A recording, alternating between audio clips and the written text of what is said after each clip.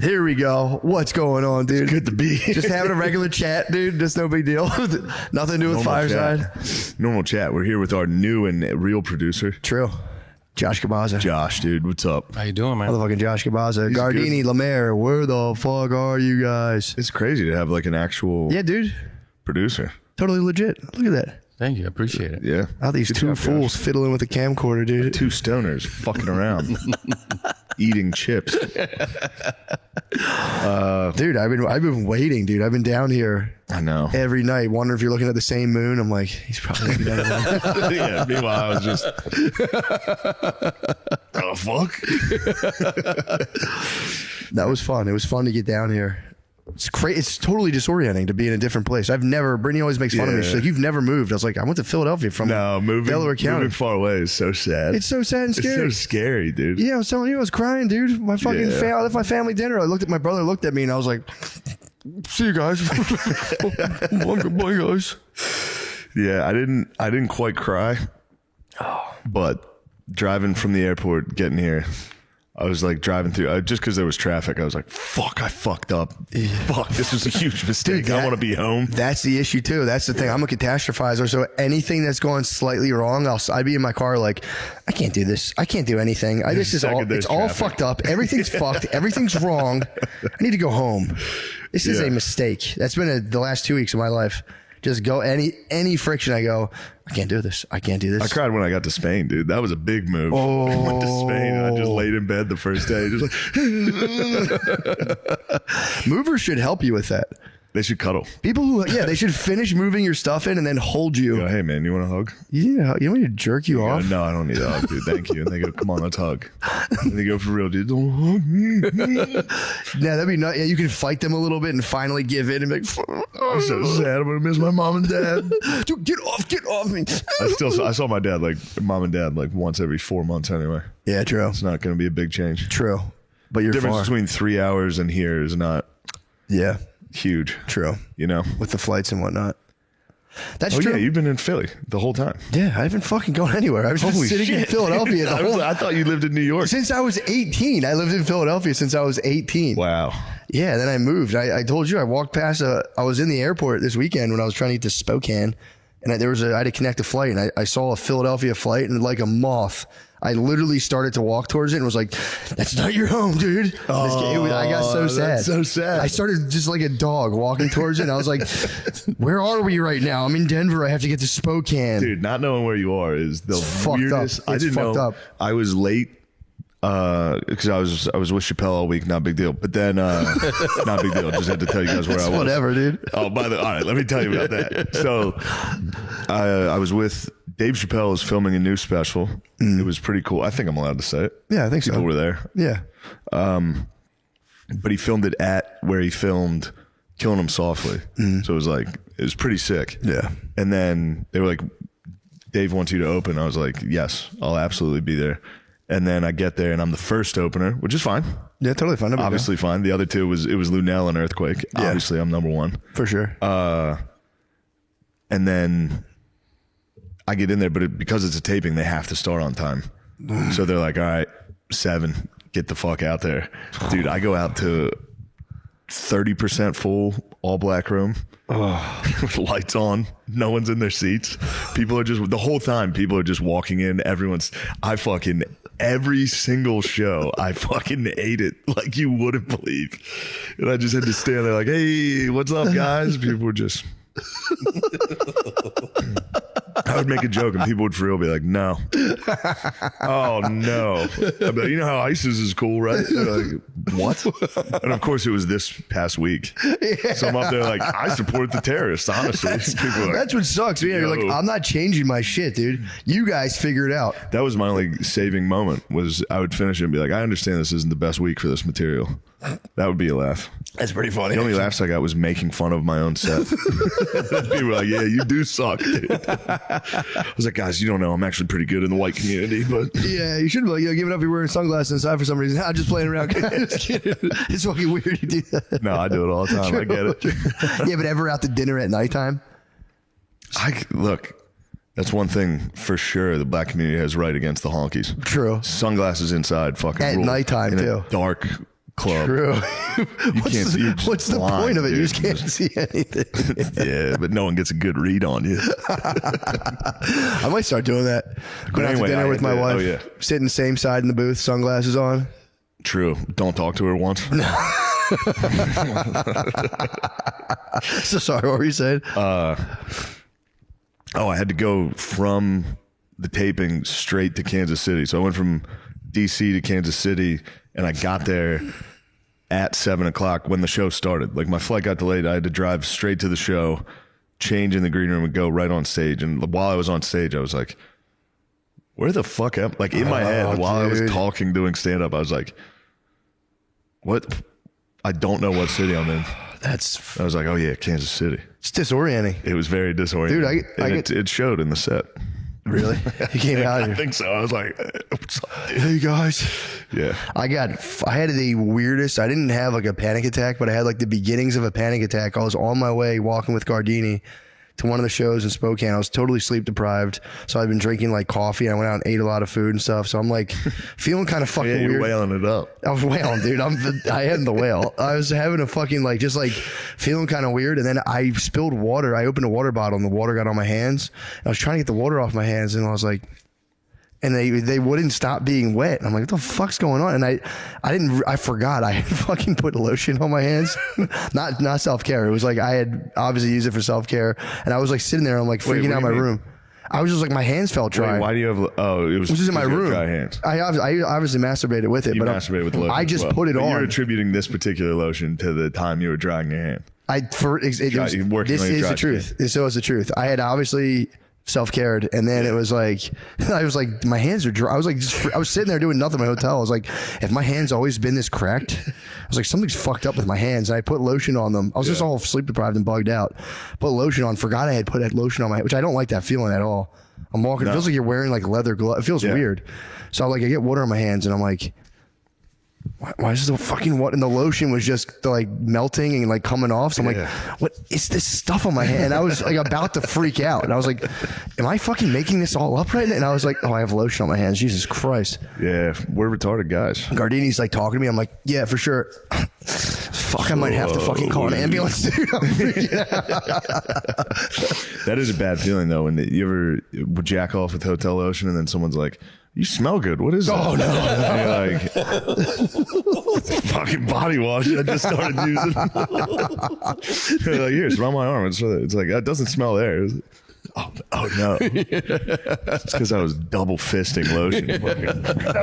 You talked about before how they fucking like bolted into the wall. They bolted. That's the worst. It's always like, come on. Like, dude, you know I'm trying to don't make me take get this up into and the walk with a bedroom. boner from the bed to the bathroom and go back again. Please don't make me do that.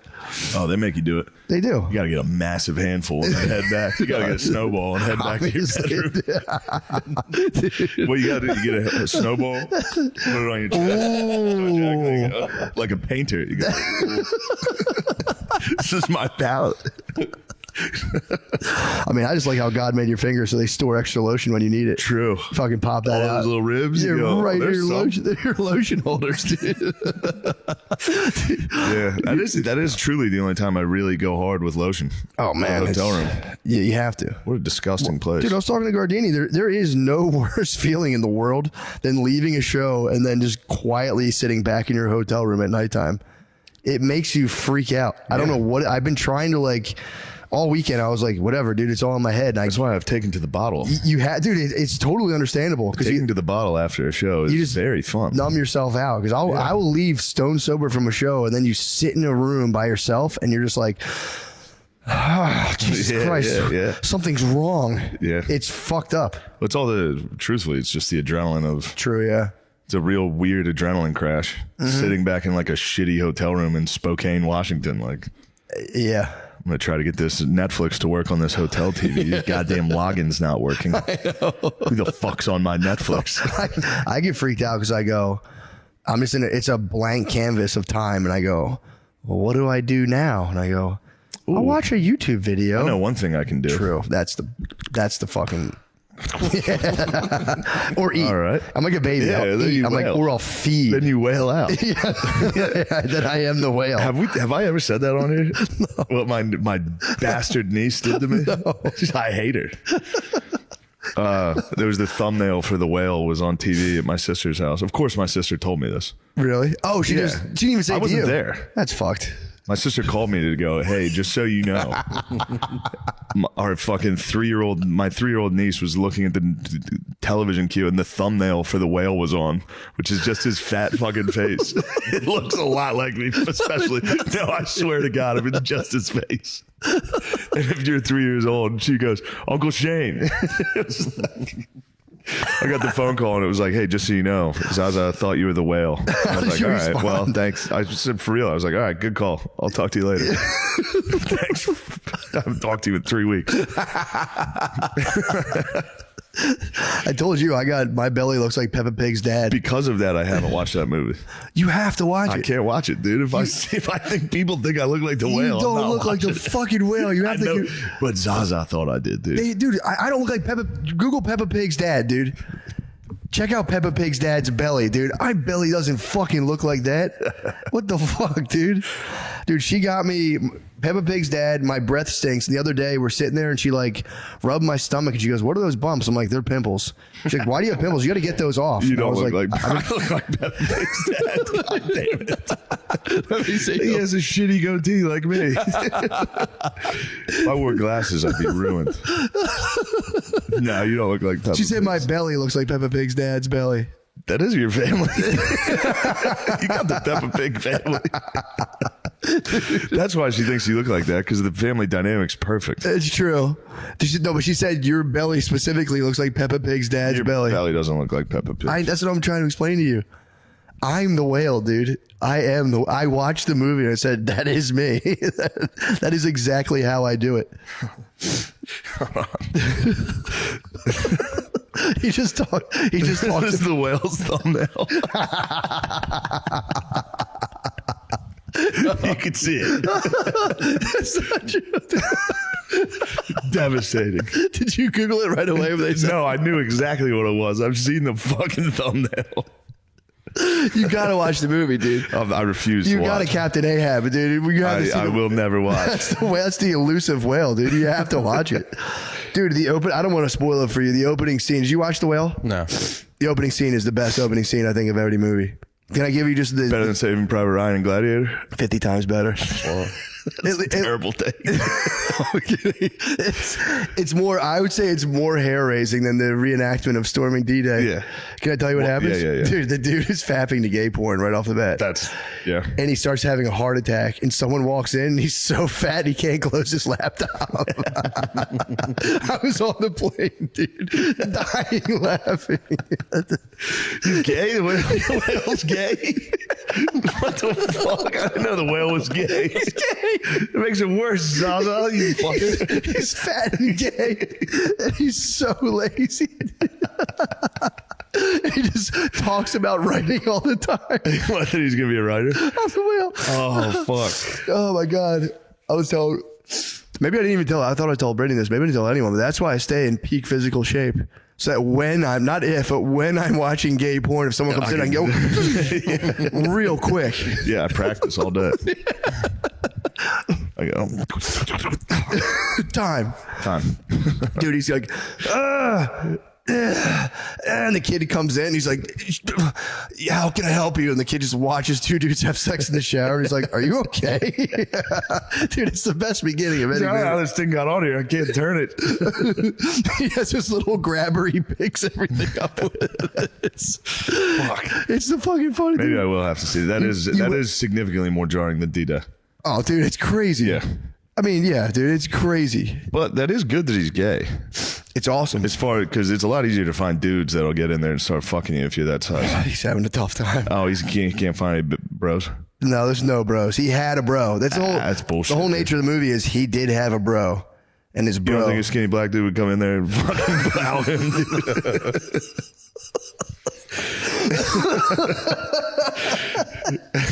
I mean, maybe, dude. Probably.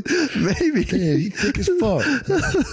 He is thick as hell. The pizza man, now that you say that, the pizza man's trying to smash, I think. Is he really? So pizza man, he just leaves two pies. First of all, he does two pies. He leaves two pies on his doorstep, dude, too large on the doorstep. And the pizza man's always like, "Are you okay in there?" And he might be having him on his dick. He's always like, he's trying to like come in the whole movie. He's like, my name is blah, blah, blah. And he's like, thank you. My name's George. He won't face the pizza man. And one day, I don't want to spoil the whole movie, but tell me, I don't give a fuck. The pizza man at one point, he opens the door and the pizza man is wait. He like tricks him as if he left and he's waiting. He looks at him. He's like, and just grabs his pieces and goes. Can he walk?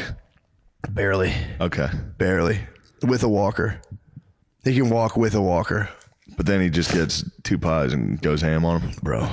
I've seen clips of him feeding. The feast. He feasts at one point. He breaks down and feasts, and it's like I was literally he was jerking off the gay porn and stuff, and I was like, whatever. He started eating. I was looking around the airport, or the airplane, I don't want anyone to see. Yeah, that was you hiding your gay porn.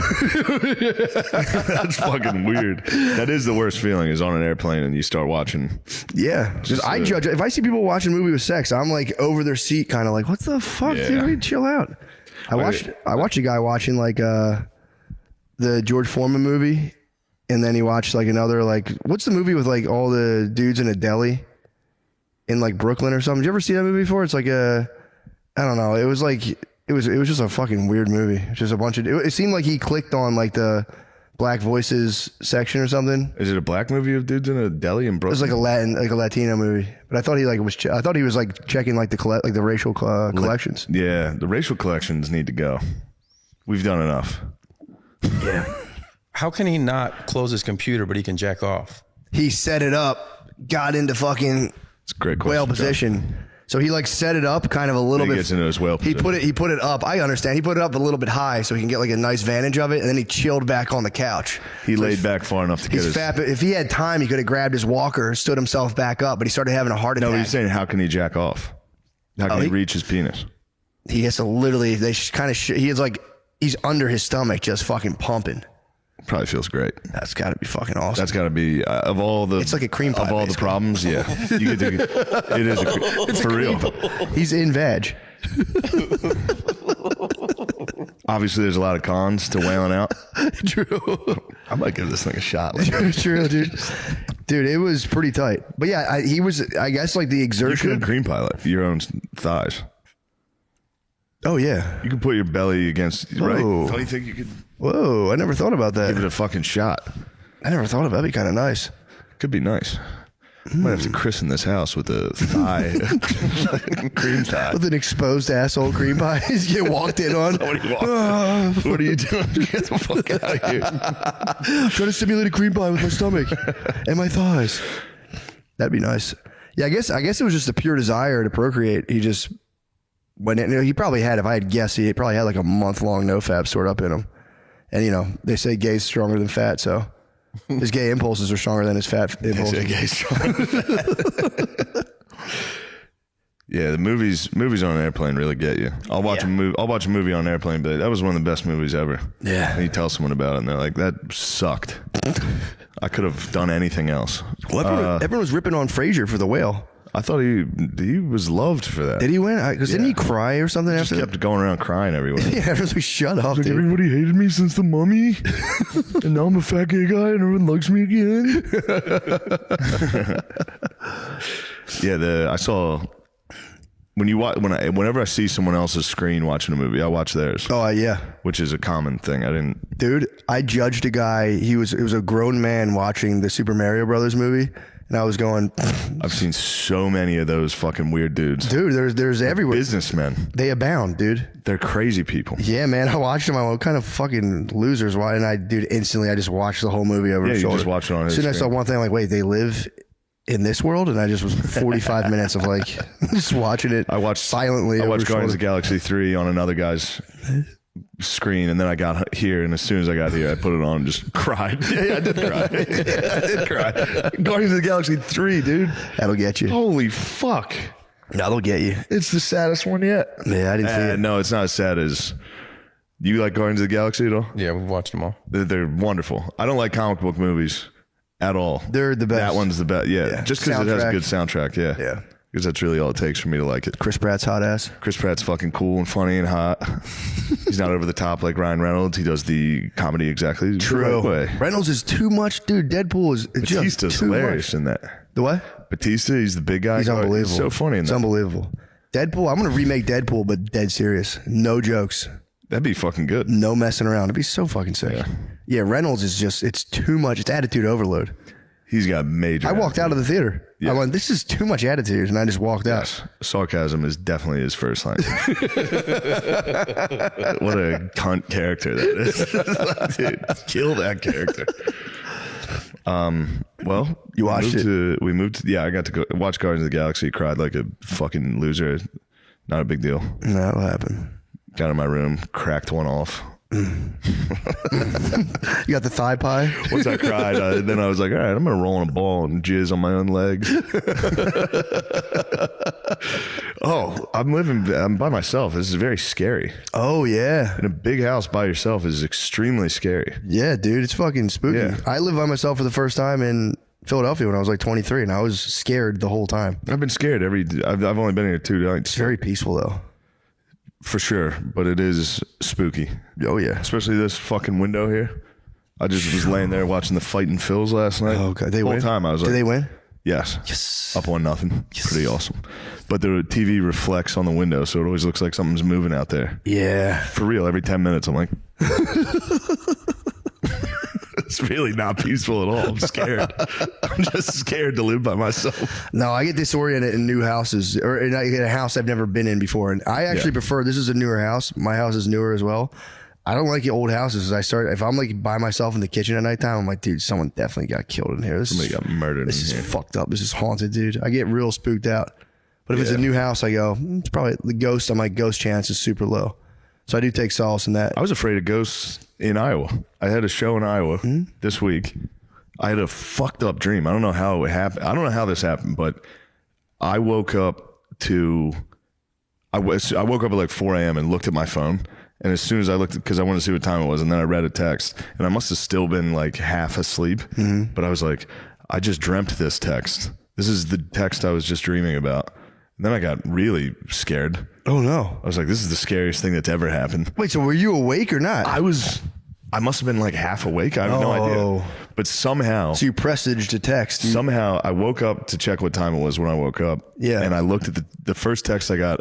I was like, that's the text I was just dreaming about. Yeah. Obviously, that's not what happened, but that's what I was convinced. It could have been. Maybe.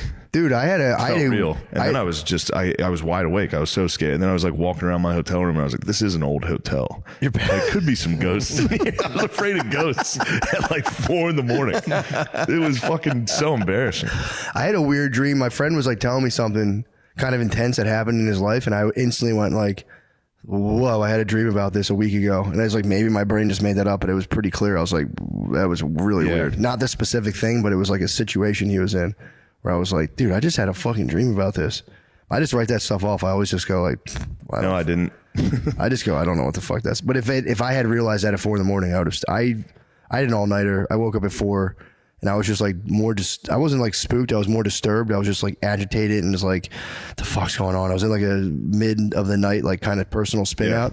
Usually I'll be like, fuck, dude, I got to set up a child. I was telling you yesterday, I was like, I got to set up a child gate. Then I'll imagine my kids falling down the steps for like a half an hour and be like, I'm like, all right, what if someone tried to take my kids? I was like, I'd have to like, and I'll just go through it and get myself to like 185 heartbeat. And then, dude, towards the end of this thing, I'm laying there like half falling asleep. And I was like, what if Brittany like was like hooking up with a chick and like we were going to have a threesome and then she kicked me out of the room and I was like, dude, I'd be so fucking pissed at her. Like I just ran that for like 30 minutes. I was like, yo, for real, like I wouldn't talk to her after. And I was so mad. And then I finally passed out and I'm sitting there talking to her the next morning. And I started cracking up. I remembered it. Yeah. And I was like, dude, I was for real pissed at you last night because I imagined you setting up a threesome and kicking me out of the room. And I was just like, I was so mad. It's good you told her though. I told her. It's good to nip that in the bud. True. Just in case. Or be like, crazy thought last night. The fucking nanny came up. What the fuck was she doing there? Anyway, I'll tell you about that.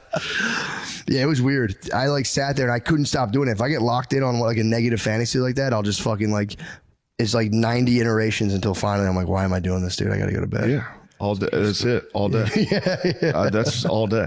Yeah. All fucking day. And things are going well. And I'm still like, fucking disaster. It's a disaster all day. What's that big volcano if it explodes in Yellowstone? Gardini was trying to pill me on a volcano. He was trying to volcano pill me, saying like there's one in Yellowstone. I mean, it's a super volcano in Yellowstone. Yeah. Dome? I forget what the. Yeah, he said he goes, it would fuck. I just don't believe it. I'm like, no way. He was trying to say it would like what's crush. What's the name of that fucking type of volcano? I think it's called a super volcano, but it's like a Yellowstone cauldron. Yeah, caldera. Yeah, it's the opposite of what I was saying. Damn. Yeah, dude, he was trying to say, he's like, it's game over for all of America. I was like, there's no way one volcano. Yeah. Vesuvius was a town, wasn't it? Vesuvius? Yeah, I thought volcanoes can all exactly destroy one Italian city. I think Vesuvius, that's true. I thought they can only destroy one Italian designed to destroy one WAP city. Wasn't Vesuvius Pompeii? I think so. I always called it Mount Vesuvius.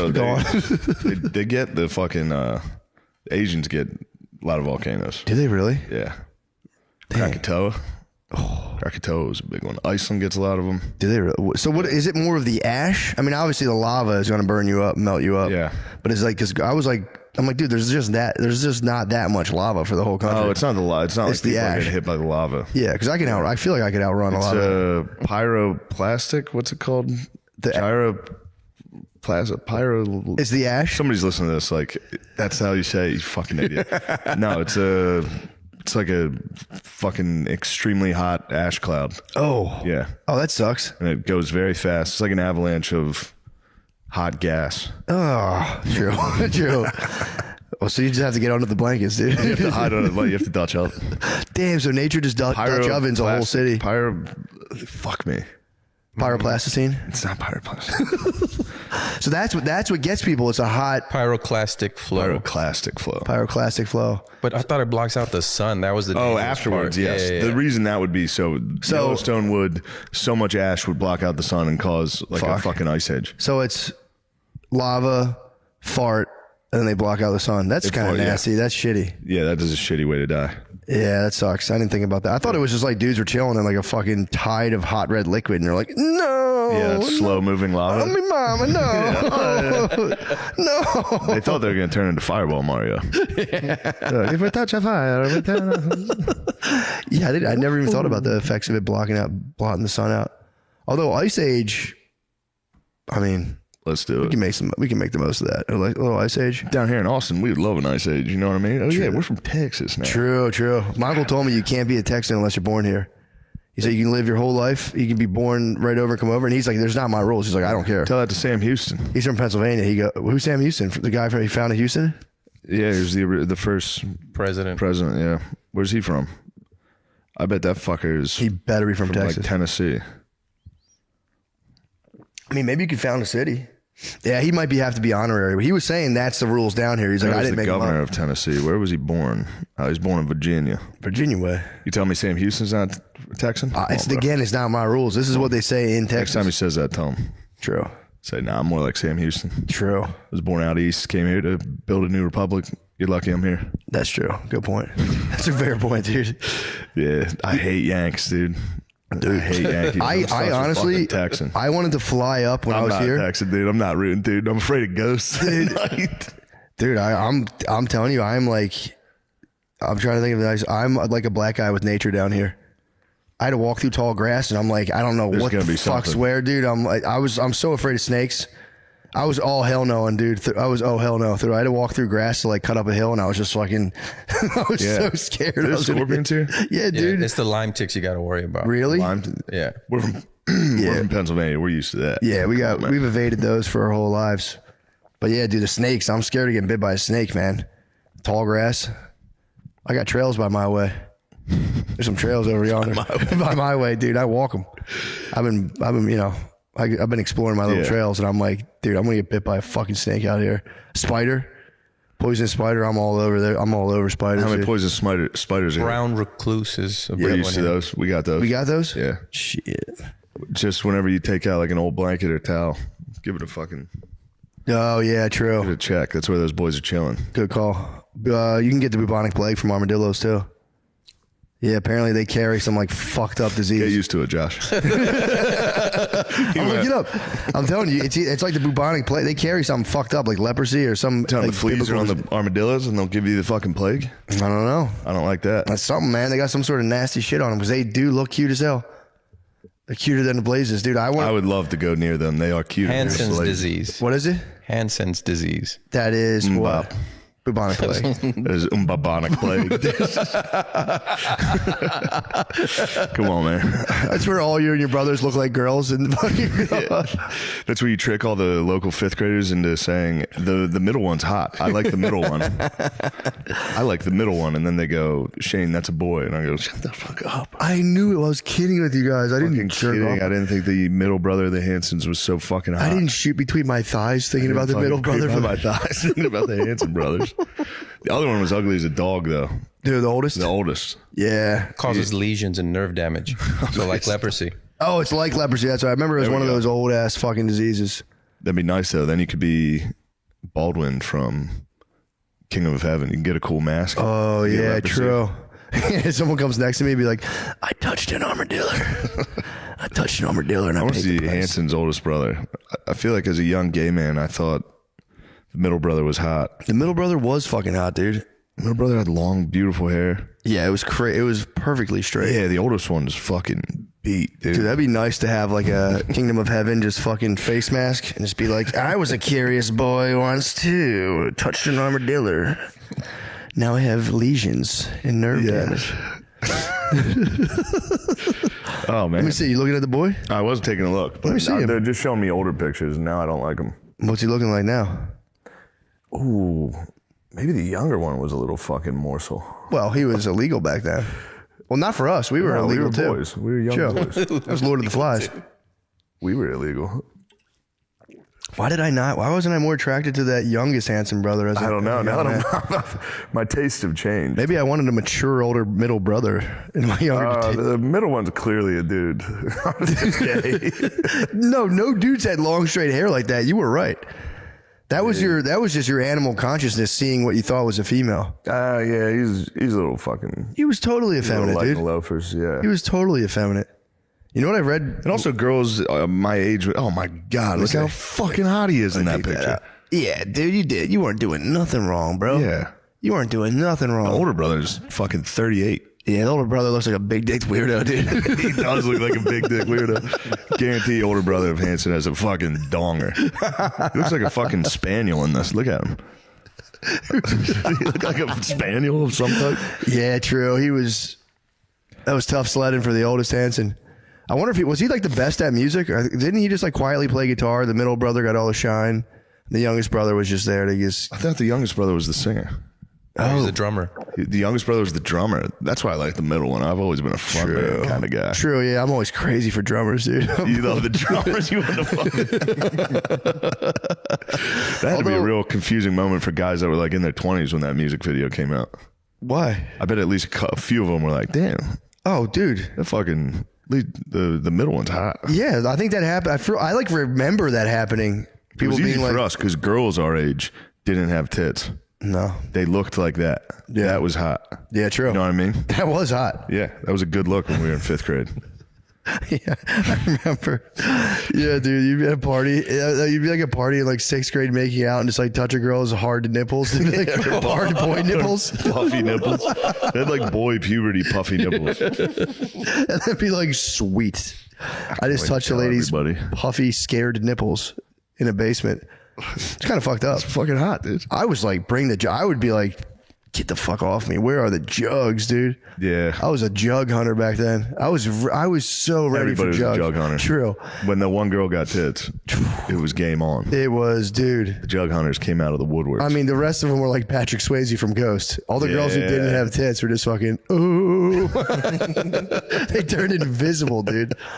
All I could see was jugs back then. They would guide our hands while we were lotioning. Oh, man. Like Swayze on the clay pot. True.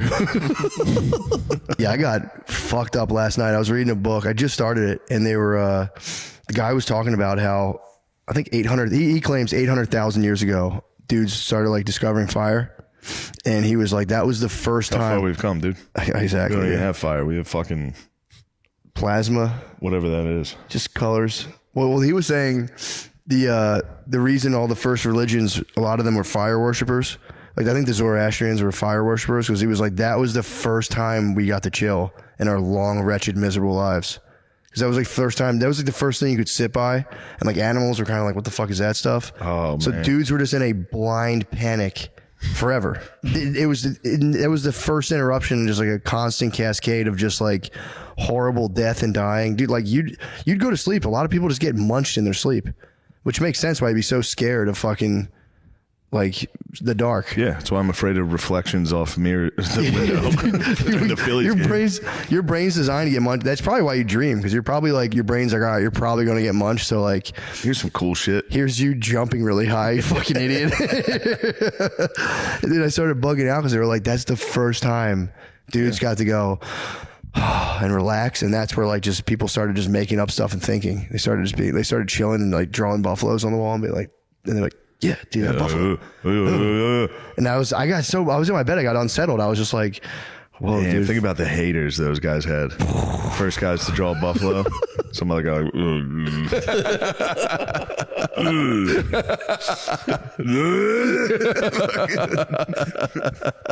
one girl looks at it and is like, oh. True.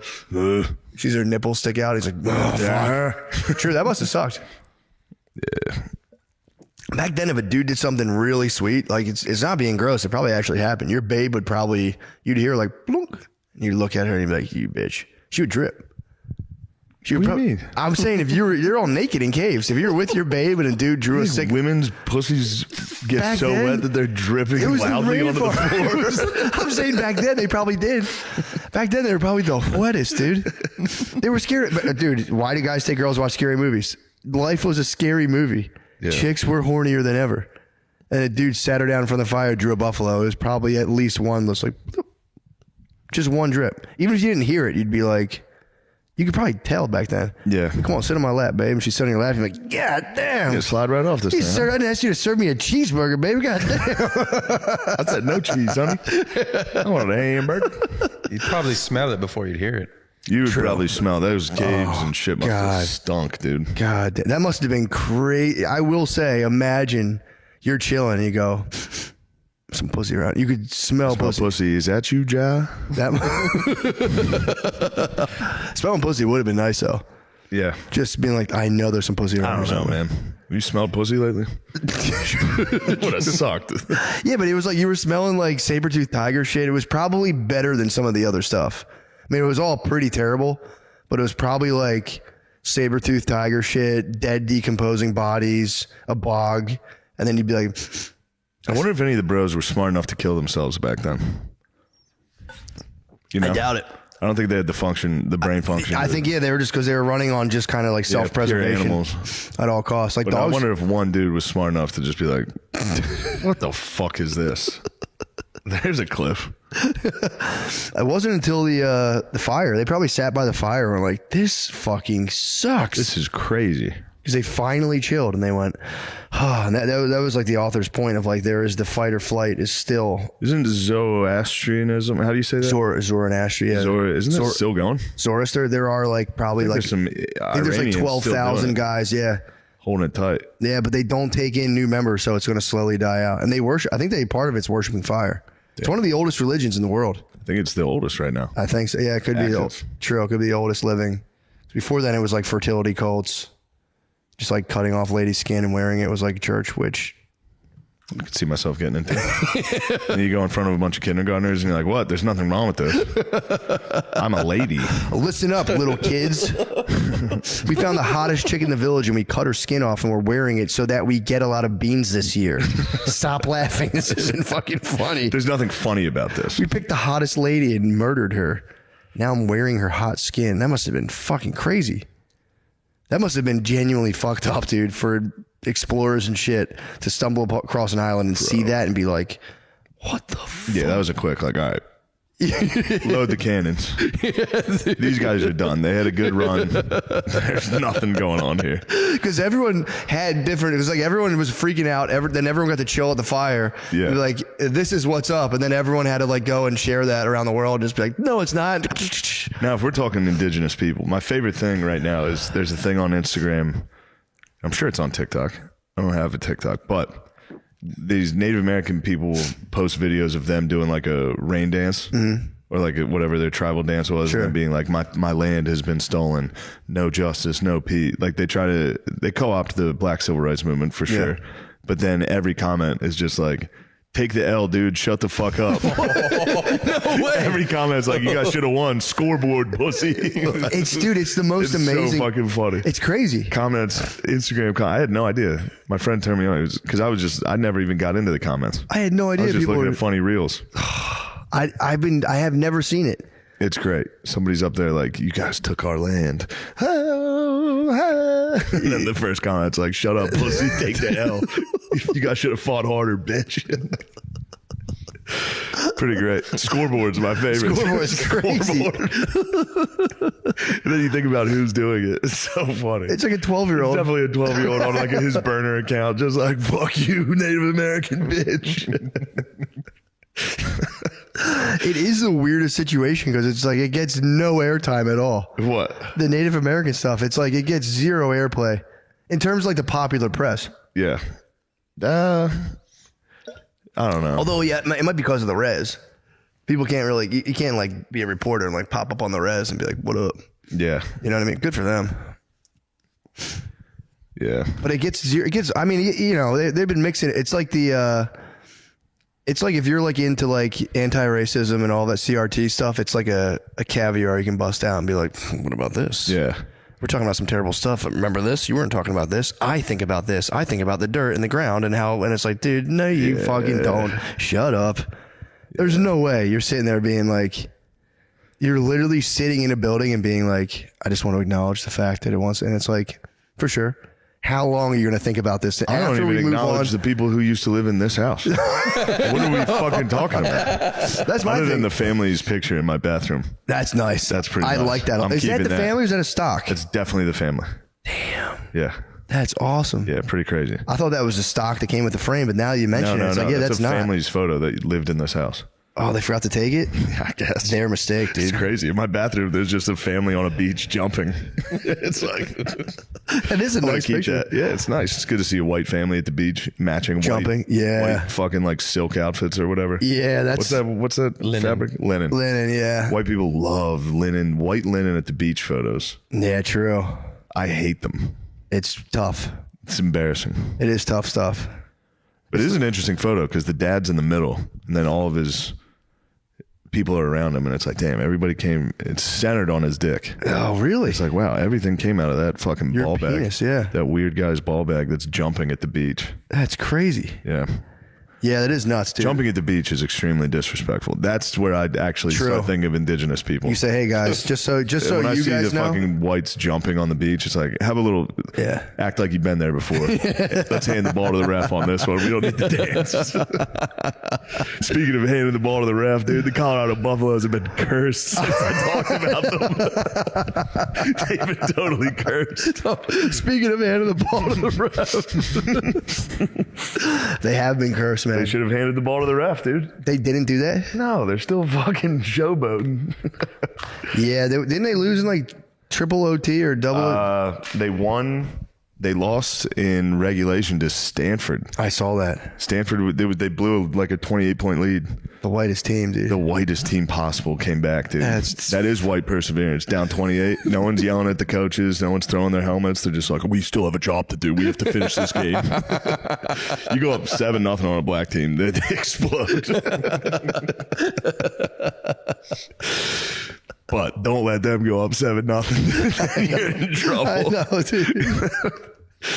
Oh, fuck. I saw that. They were down by like, it was like 28-0. Yeah, they were fucking killing them. That's crazy. Then those boys from Palo Alto. Well, the game, I was checking the QB's stats and like both of the QBs put on like ridiculous games, like 5 touchdowns. Really, really fucking good. Yeah, it was like fucking passed for 475 yards, 5 touchdowns. It was it was insane. Again, I want to take it back to this. It's not Colorado's fault, dude. It's the fucking ESPN. I know. I fucking hate ESPN. They just, dude. They keep doing this where they're like, let's check in on Colorado. Wow, this is so powerful. White coaches hate this. It's like, why don't you guys fucking lay off, dude? And then they're like, all right, enough Colorado. let's check out the WNBA again. Dude. Turn it off. Yeah, stop, dude. It's half of, if you watch SportsCenter, 50% is WNBA. It'd be nice to Does have. that season ever end? I don't know when it starts or ends. I don't think it's real. It's always I don't think they WNBA. even play, dude. I don't think it is I think real. I think it's AI. Yeah, that's It's George AI. Soros again. No one has watched this. I've never seen it. That would be funny if it was just like a high school girls league and they're CGIing like It's chicks all doing CGI. higher layups. The crowd is filled a lot now. They are starting to get some bodies in those seats. I know. But it's all the Las Vegas Aces, dude. That's the team of the century. Is it really? Forget the Golden State Warriors. Forget the Patriots. It's the Aces. You know my position on this. I think it's ridiculous that they even segregate the leagues based on sex. I think the women should. I don't see any reason why they shouldn't be able to play True. in the. It's ridiculous. Please let them do it once, dude. Please let them do it once, dude. I just want to see it. It'd be so fun. I just want to see it, dude. But you'd have to give incentive for the male team to run the score up. You have to be like, yo, if you guys can score 300 this game, True. you get a bonus. Yeah, they're yours. you give up less- if you score 300, they're yours. If you can hold them under 10 and you can score 300, you get $1 million each. God damn. That'd be so diabolical. This fly has been here for, Is it a fly? do you see him survive that flick? Dude, how did it He's a swatter. He's the slowest, shittiest fly. I hit him yesterday and I was like, he must be dead. And he just landed again. He's retarded. You That's just it. flicked it, dude. Let me get a microscope. I might have a tiny helmet on. That guy's tough as nails, dude. Oh, dude. Dude, I heard you flick it. I heard your fingernail smack his fly body. If that gets up from that slap, He's going to be up, dude. That guy's never stopping. If he gets up from that, he stays. I'm not hitting him. True. God, if you got a bird cage, you keep like some keep shit in there. That's for my pet fly. Yeah, the WNBA, ESPN needs to cut it out. Yeah. Yeah. You know, I ran into this problem. I was trying to watch the highlights of my beautiful Notre Dame Fighting Irish after their win against it was USC. a big one, dude. Big win against USC. I got it back to the hotel. I was like, all I want to watch is highlights of the game. Yep. That's a nice thing. Nothing but WNBA. It's like, dude, it's college football Saturday. Stop showing me the fucking Las Vegas Aces, dude. I want to see what was going on. And another one from the elbow. That's the number 5 play. Yeah. And another 7-foot jump shot. The defender fell down despite not even a jab step. Her feet left the ground on that jump shot. Did you see that? Dude, I've seen college girls. I was watching one of my cousins plays college girls basketball, and she drained like 9 in a row in the driveway. And I was like, God, yeah, they're fucking nasty. God damn. Yeah, they're extremely good. But all that being said, yeah. But when there's a whole different league that dudes can dunk from the foul line. Yeah. Yeah. No, I know. It should be on. It should go like in honorary. It would be totally acceptable to be like top 10 plays and be like, and then honorary play. Here Girls you go. top 10. Check it out. Yeah. Separate that. Yeah, exactly. The women's top 10. Yeah. Rather than being like, And even a whoa. fucking T's top 10 would be nice too. If we're going to really do it. True. Yeah, if we're going to really get into Fucking it. swimming highlights. ESTN, dude. Yeah, yeah, that'd be sick. That'd be Just a so dude fucking who joined the track team, just scorching those bitches. That would be funny to like just take it so far and like there's like the top 10 plays and like number 3 is just 2 guys having sex and you're like, fuck, what is this? Sorry, you don't like that, conservatives? Number 3, look at the way he fucking jammed it in this guy's ass. Whoa, slam a jamma. Oh, man. Yeah, that shit's annoying, man, because they're doing it on purpose and they're doing it for ratings, and it's like, dude, there needs to be a protest. But it can't be for ratings. That's the thing. It can't be for ratings. No one watches that. I guess you're right. If you like sports, you don't like that. What are they trying to attack? Like, are they trying to attract like the women? Yeah, Like what ladies are sitting down watching fucking ESPN? you're right. It's just to bother me. Yeah, I'm the only dude watching ESPN in a fucking hotel room at 2 a.m. Just you're absolutely right, because if you think about that, yeah, sports is mostly, it's guys. And it's also like, yeah, that market of dudes who are like watching sports, crushing I beers. understand liking sports. Women like sports, some of them. For sure. You know? Yeah. There he is. He's up. What? He's back, dude. This guy's this is Mike Allstott. Dude, that's crazy. Fucking crazy. Yeah, no, that makes sense. But it is kind of a strange. Yeah, women like going to sports. It's just probably upper level management pressure and them being like, yeah, we do this too. Because otherwise, I don't know. The fear is that they're going to get like written up in fucking Mother Jones. There's probably ESPN like CEOs that are just like, oh, they're going to get me. Mother Jones is going to get me. They used to not show hockey, which really bothered me. Really? Yeah. Why? I think ESPN must have they must have signed a deal with NHL. Okay. So now they're showing hockey. Why weren't they showing? You can tell the announcers, the people that are doing the highlights they've never watched hockey ever. So they're just like, look at this sick deke. Whoa. Anyway, back to the Lynx. Back to the fucking women's basketball. She got fouled on that shot and she made it. That's pretty hard to do, folks. They cut away from the foul shot, fucking nailing the rim. They're like, yeah, cut that. Dude, I had to do press. I had to go to Spokane, like hyper local television show. And you'd be pleased to know that I didn't know where to look. So I'm looking, I thought I was looking at the camera, but the whole time I'm like looking up at like the corner of the room. So I'm like talking to this lady. I'm like, yeah, so you guys can come catch me at. It was real. You guys can come see me at. What are my shows like? Oh, I don't know. I talk about all kinds of stuff. Oh my God. Those fucking questions. It was crazy, dude. And Brittany sent me the thing and I was like, I can't watch this. It was just me. I'm leaning. I would lean on the desk. Please and then I'd send be it to me. I'll find it. I'll send it to you. I would lean on the desk and then I'd pop up and be like, the lady's like, are you excited to be here? And I'm like, no, not really. I was just trying to be honest. I wasn't trying to be a jerk. And I was just like, you got to really mentally go into those, like, I'm going to fuck around. Yeah. That's what I always try to do. And then I get there and I'm like, I don't know. I'd say I talk about a little bit of politics. Dude, in my head, I was going to be, yeah. I talk about my family, like just everyday stuff, you know? Like, were you always a class clown? Yeah. It's fucking, those are the most unbearable things. Yeah, before I go in, I'm walking in, I'm like, dude, I'm going to expose the hypocrisy of the fucking, and I walk in, it's the same thing. I'm like, yeah, you know, I mean, I talk about a lot of stuff. Some of it's slightly inappropriate now that I'm sitting here with you, but it's whatever. It's fun. We all need to laugh a little more. Oh, man. Yes, I didn't want to be silly. I did one where they just called me Sean Gillis from the start, and I just let it go. I was like, yep, fuck, there's no way I'm going to correct you. That's even more embarrassing. Yeah, I'm almost positive they hit me with Matt McCusker right off the rip, and I'm like, that's me. McCusker is so hard for people. McCusker is kind of, I could see everyone fucks it up because you want to go to Custer. McCusker all the time. It's fair. I have like the only like Irish Russian sounding names like McCusker. It's very harsh. Yeah. A lot of them are like easier to say. Yeah. Got some bullshit. I like it. McCusker's a good name. That's such a nice name, man. I think it was really Mac Oasker or something from Scotland. Yeah, bullshit. Some fucking nonsense. Some gibberish. Some dead language that eventually got Catholicized. TG. True. Yeah, I looked into Druidism thinking it would be like cool. Sucks. Yeah. Fucking stinks. One guy had to memorize. They were set up so that if like everyone got wiped out, there was one dude who could just recreate the whole society. So you had to like memorize all of this shit. I think they were like, I was like, they must have done like some sort of like cool drugs. Nope. They did like holly plants. They like fucking smoked holly plants or something. Yeah, they were dumbass. Not a good buzz. I Yeah, don't like them. Not a good buzz. I don't like the Druids. I was like, dude, I could totally get into this. I like the Germanic people. Yeah, what are they Not up in to? the 40s. But, obviously, yeah. I was looking into the Battle of Teutoburg Forest. I think that's what it's called. Just when the Germanic bros got after a Roman, they got two legions. They just butt fucked them. German boys came out of the woods, scared them, attacked them, damn, tortured them.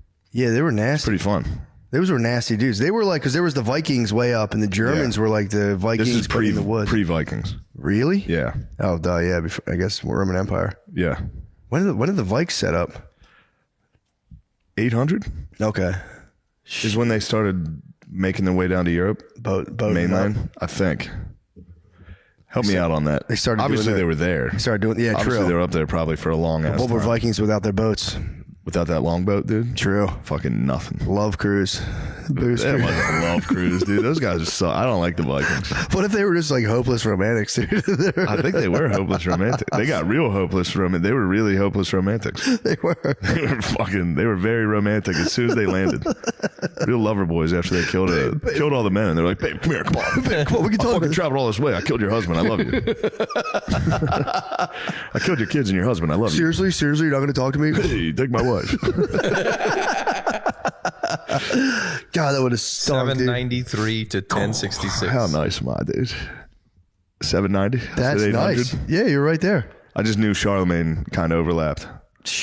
God damn, that's so tight. I'm so jealous of those dudes when I watch like documentaries and like, oh yes, they can just piece together. Yeah. You're like, come on, man. Yeah, that was. This is all my knowledge is from Total War video games. Still counts. Yeah, Knowledge it does is knowledge. count. Yeah, knowledge is knowledge. 1066 was obviously the Battle of Hastings. That's when the Vikings chilled out. Yeah, I like going back so far that no one can dispute it. Because I mean, I could be 20,000. I could be 25,000 years off. That is nice to be like, yeah, about 800,000 years ago, man, discovered fire. We believe, or records indicate. And you're like, fucking yeah, man. Although they're probably right. They found a burnt rock and they're like, what is this, about 800,000 years old? Let's carbon date this. It's like, sure. Yeah, I'm excited for them to find out carbon dating's just ineffective. They're like, oh, all right, well, we have no idea when anything happened. Fuck. Good. Where are we at on this one? We got to switch over to the Patreon. We're at 56. Oh, never mind. We got a little more time for you. I apologize. God. And we have to do advertisements. Advertisements. What else is going on? Do we have anything else fun to talk about? Dude, I watched my daughter swim for the first time yesterday. She had swim lessons. How'd she do? Fucking phenomenally. It was crazy. Wow. Dude, they just like, kids know how to swim. I mean, obviously you need to train them a little, but like, dude, this lady just brought her in the pool and was just like, all right. She's like, watch this. And was like moving her, putting her face in there. And then she just goes, now kick off me and try to get that ring. And dude, they just like flail to the step. And we watched her like learn how to swim That had to be basically fun. in like 10 minutes. It was crazy. And this was after you wailed out. This is after I had Did you wear a wailed. shirt in the pool? I didn't get to go in the pool. Today I go in the pool. Yeah. Today I go in the pool. I had a day to dry out, but I did go get breakfast tacos today, dude. I did get breakfast tacos. You might get fat in Austin, dude. I will. Please. There's so much food for a little boy like me. It would make me so happy. I might, dude. There's so much special treats for a special guy like me. A guy like you that can't eat special food. Yeah, they don't really accommodate too much in Philly. No, not at all. You have to go to the hipster neighborhoods in Philly. This entire city's hipster. Dude, we have a farmer's market near us. That's like the end all be all. Farmer's market. Do I have baguettes? Yes, I have baguettes in my house. Do I have everything Gluten-free bagels? baguettes? Gluten-free baguettes. Gluten-free everything bagels. I have dinner rolls, dude. Yesterday, what did I eat? Just dinner rolls, dude. Yeah, you should have seen my dinner. I made my own dinner. I made a can of beans and baked chicken thighs. It was fucking disgusting. No seasoning. Put like salt on it. That's a tough meal. I sat at that table.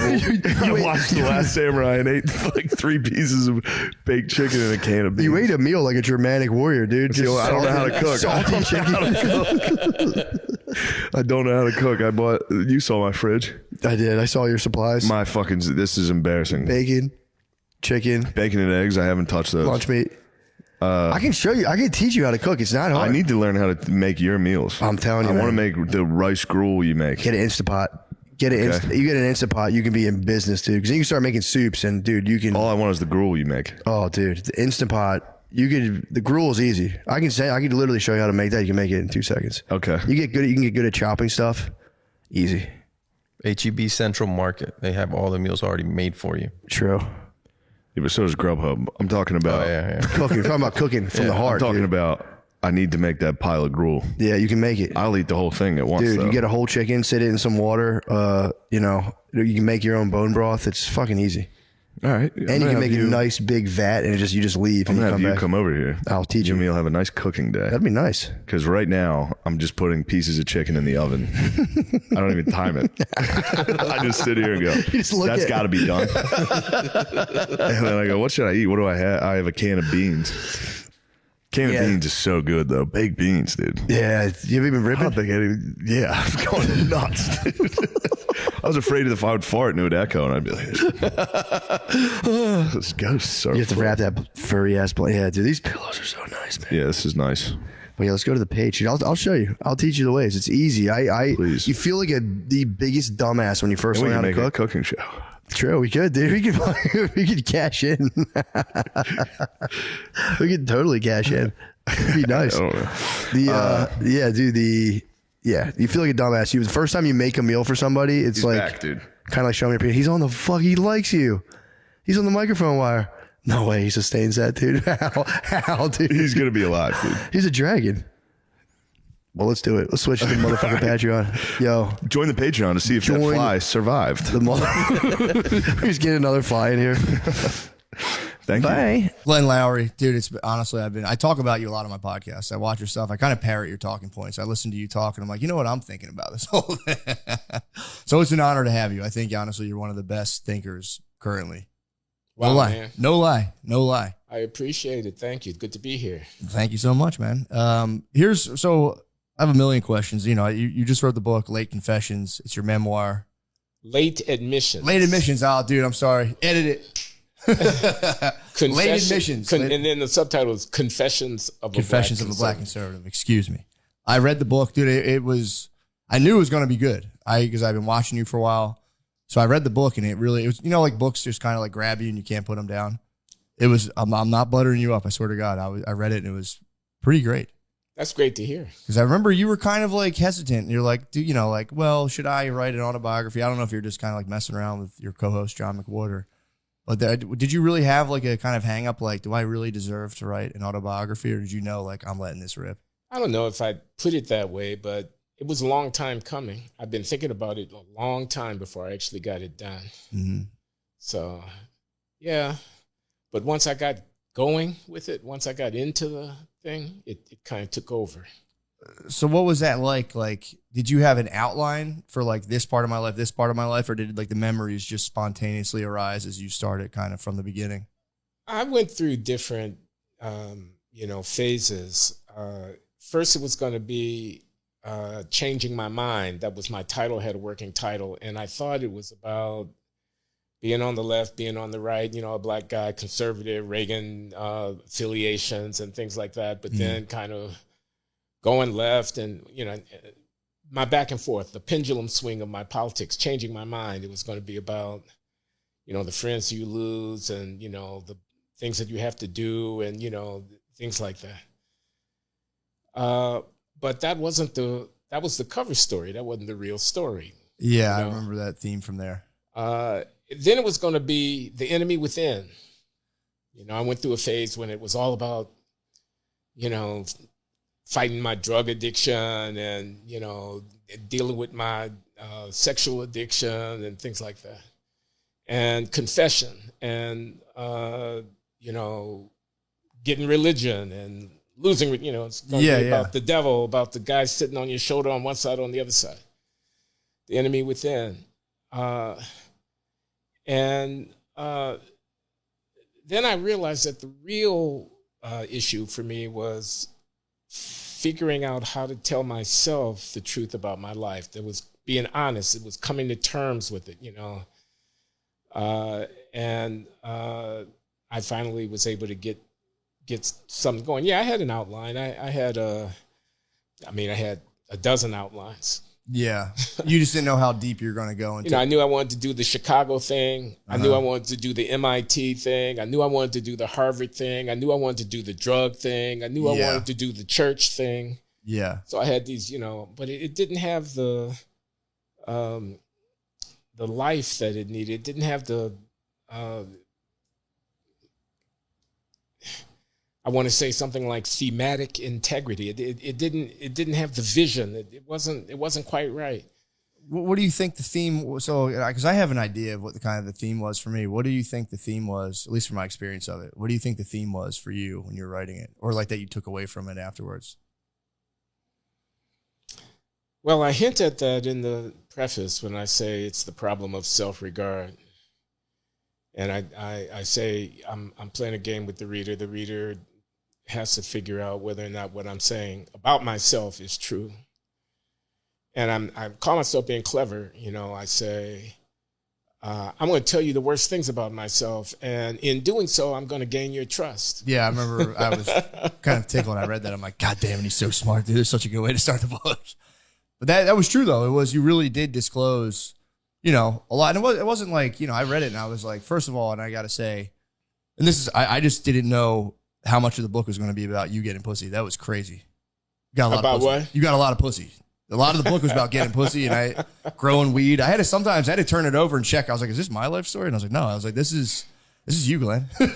Well, I wasn't bragging. I wasn't trying to prove anything. No, no. I was just telling you what you don't happened. need to, bro. You don't need to, man. That was the smoking jacket, dude. I would try to explain that to people. And like, what are you talking about? I'm like, dude, it's the funniest thing. Was your Uncle Adler smoking jacket? You should have known my Uncle Adler, man. Yeah, that was my Uncle Adler's smoking jacket, and he gave it to me. I mean, he came to my bachelor pad on the near north side of Chicago, Lincoln Park. And, you know, it was all set up for seduction. Yeah. And, you know, I've got the music playing and I got the incense burning and the weed and whatnot. And, you know, the fireplace and the exposed brick, the track lighting, the 4-poster bed. You know, I'm ready. Bro. And he says, oh, man, this is too much. You know, you will make better use of this than me. Because he was this Duke Ellington-esque. Mm-hmm. He was born in the early 20s, so, you know, he would have been like 30 years old in 1952, 53. You know, he was in his prime. He was in his prime, and he transferred you the smoking jacket. Well, by the time this happened, which was the late 70s, he was past his prime, and he was in decline. He drank himself to death. Yeah, I remember. Yeah, you know, he had a lot of different issues, but he was a ladies' man par excellence, and you know. Wait, so how old was he when he gave you the jacket? How old was he when he gave you the jacket? Okay, he would have been 55. Oh, okay. I 60. thought you were saying he was 30. I got you. So he was like really happy. No, he was still making good use of it when he was 30.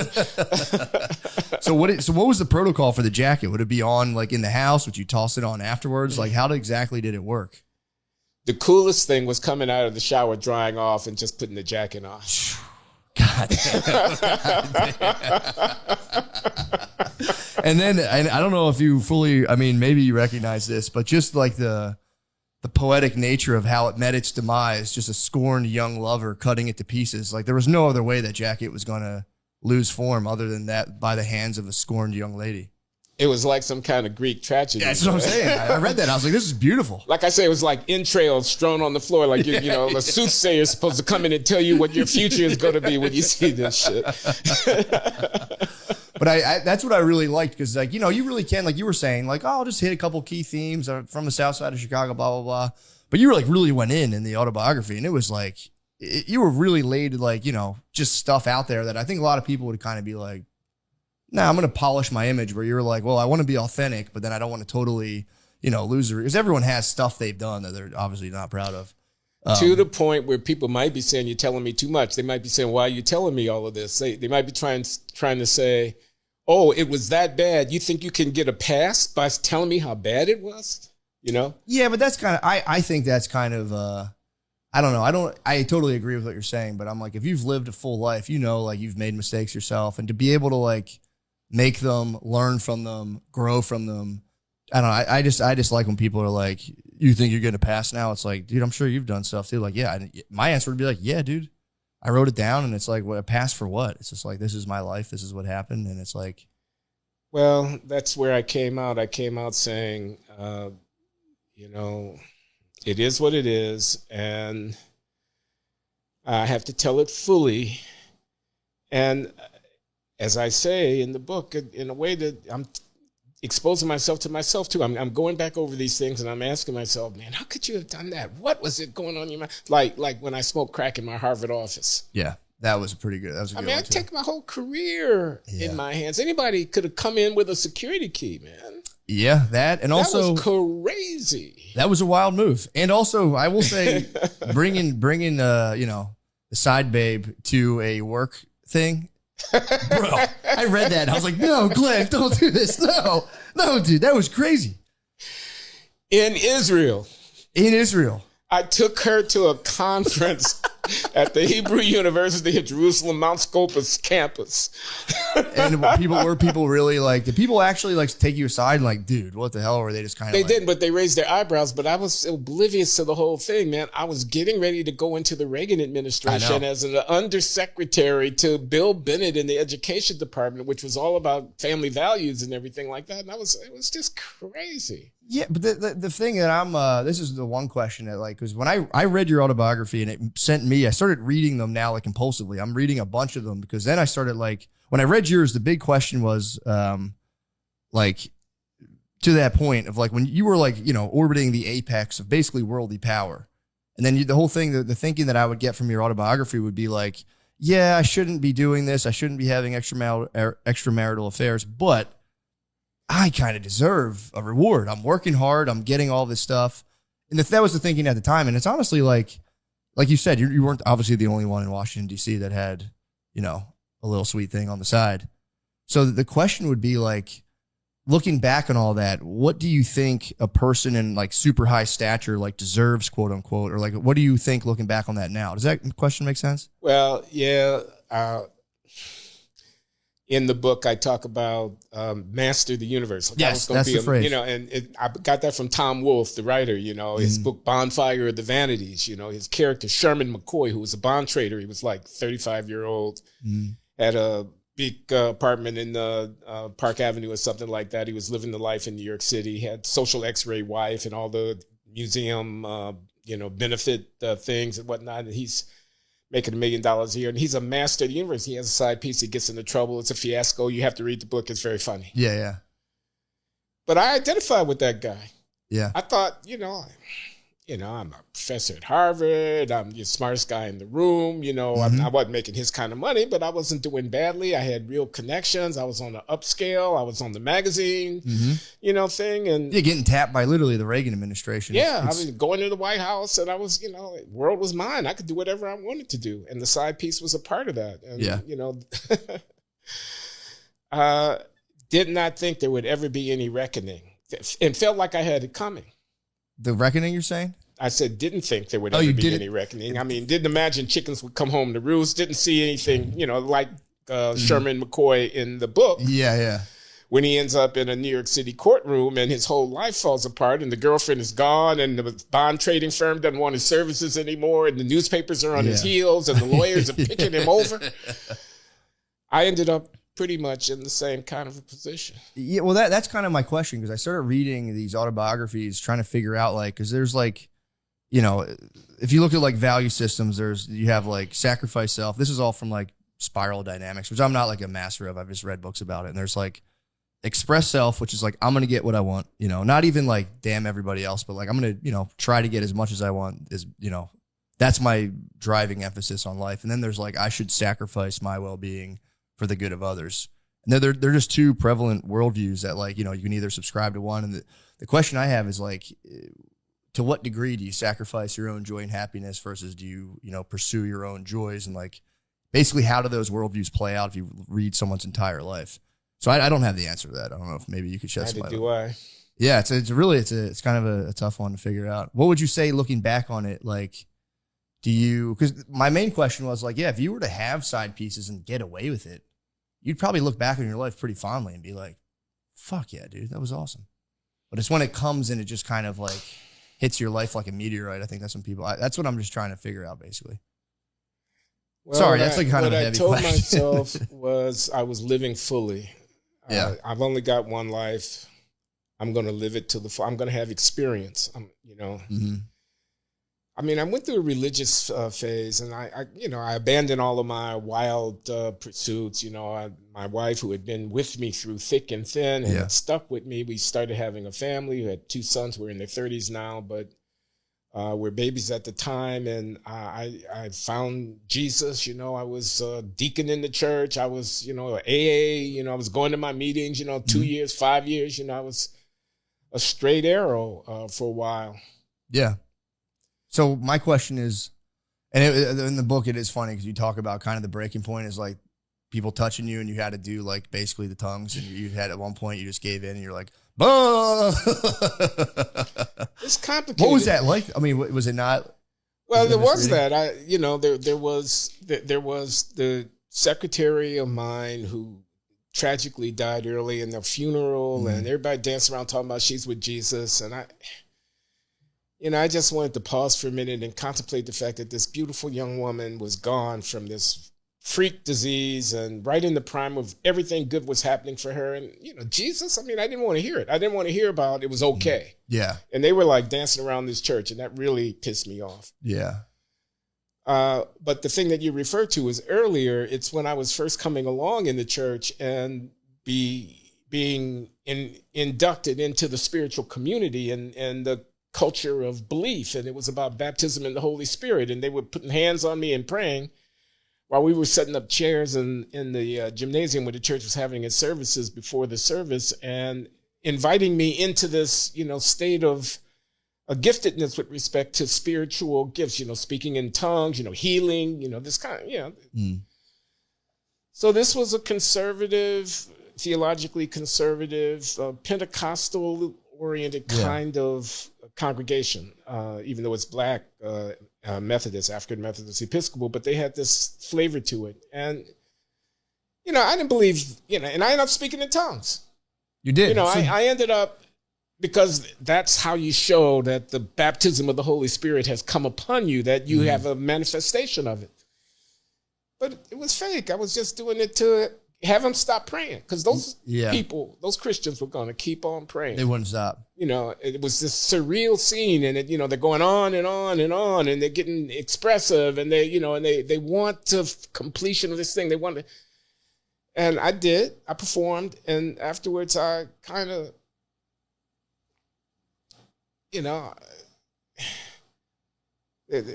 there was a kind of cynicism to it, a kind of, what game are we playing? So eventually I moved away from the church, but as I tell in the book, it's a complicated story. Where do you stand now personally with like spiritual beliefs, and like, where do you, So if I had to put a name on it, I'd say agnostic. I am not an anti-religious person. I'm not a person who, they believe in God. That's some crazy shit. Yeah. I'm not that guy. I respect people's trying to come to terms with the biggest questions of existence. What's the meaning of life? Who am I? Where do we come from? What's the answer to the ultimate questions? People are seeking, and this is a human tendency that you see in every culture going back throughout recorded time. People seek meaning in life. But I think it's the hardest problem there is. What's the meaning of life? I don't believe in magic. I'm not going to just sign on to something that doesn't make sense to me. I don't believe in virgin births. I don't believe that a person who died is alive 1,000, 2,000, 3,000 years after they died. I don't believe that. That's just asking me too much.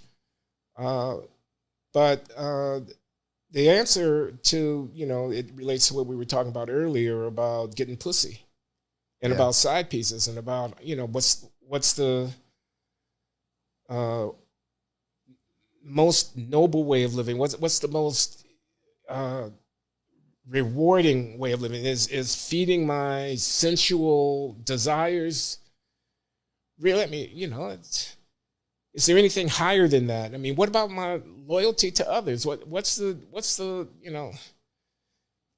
anyway, I'm rambling. I'm just saying I think people trying to answer that question and in part through religious practice is a legitimate thing. I'm just not. So that's kind of that's exactly kind of my question is like, what do you, and again, it is kind of a tough one to answer, but it's like, what have you walked away from being like, is there anything higher than feeding your sensuous appetites? And like over the course of like, decades, does the sensuous appetite being fulfilled be like worth it? Or is it like, is there something you think higher than that just in like, whatever else there could be, even if it isn't like an organized religion, but like, where do you stand on that now? Does that question make sense? Repeat the question. So do you think it is enough to just kind of satisfy like sensuous kind of like appetites of the body? Or do you think there is something higher principles, and over the course of time, just as I could see serving higher principles and then getting to the end of it and being like, well, what the fuck, man? I could have been having fun. That was a waste of time. Or do you think that pays off? I don't know. I just know there are other people. I know that when you make a decision to hurt somebody, that's consequential. I don't think my sensual gratification is the highest thing. I mean, what about my intellectual edification? You know, True. But is that just to get pussy? No, I hear and you man, saying. you know, I'm in my 70s now. Yeah. You know, mortality. That's the thing that you confront. I realize I've only got however much I've got, but it's not that much, you know. Yeah. And then you're gone, and then what? I mean, and then what? You know, I don't believe in the afterlife either. I think when the brain cells stop firing, whatever consciousness that is embodied in me is gone forever. So, what's the point? And you know, I could say some poetic stuff here, baby smile, you know, things like at the sunrise, and you know, and it's not bad watching the sunrise over the ocean from the beach, and you know, whatever. And the pussy's not bad either. True. You know, a good glass of wine or whiskey, right? Good smoke. Yeah. But there's got to be more. There's got to be more than that. And what about my legacy? What about the memory? I mean, I know that whatever I do now etches in stone, whatever it is that people can look back upon. That was, you know, Glenn Lowry. Yeah, well, and then, so speaking of that was the big, I think this has kind of been in the book, a big theme of your life where it's like, you're in a place, you can kind of identify things that seem almost performative and like not, I guess, like true to experience or whatever. And I feel like you could have, in the book, you say people because of your race would just be like, hey, just kind of take a position. Not, you know, you had your own merits, but you detected there'd be a lot of like, look, you know, kind of quota filling and like, just relax, take a paycheck and like, just be here for representation. And you kind of really bucking against that, being like, no, fuck that. I'm going to be here on my merits. And like, I'm going to go to a different school. Like where were you at one point where you're like, I'm out of here? Or there, I think, that wasn't the Kennedy Center, was it? Am I mischaracterizing? I don't want to mischaracterize No, it. you're not. You're not mischaracterizing it. This is about affirmative action and about race and how you come to terms with what people think about and the expectations they might have and whatnot. And you know, I've gone through different phases on it, but I was at Harvard. in 1982. I came as a professor, the first Black to be tenured in the economics department. I was appointed in Afro-American studies. I was trained at MIT. That's where I did my PhD. I was a techie guy. I was a math, whiz and a theoretical economist, and very academic, very ivory tower. And it was a fork in the road for me about whether to be a pundit, a public intellectual, a guy that you see on TV and writing in magazines and whatnot, or whether to be a scientist. And I didn't know if I was good enough to really break through to the first rank of the scientists. I was in that pack, but I didn't know if I was at the top of the heap in that pack because, those guys are pretty good. Yeah.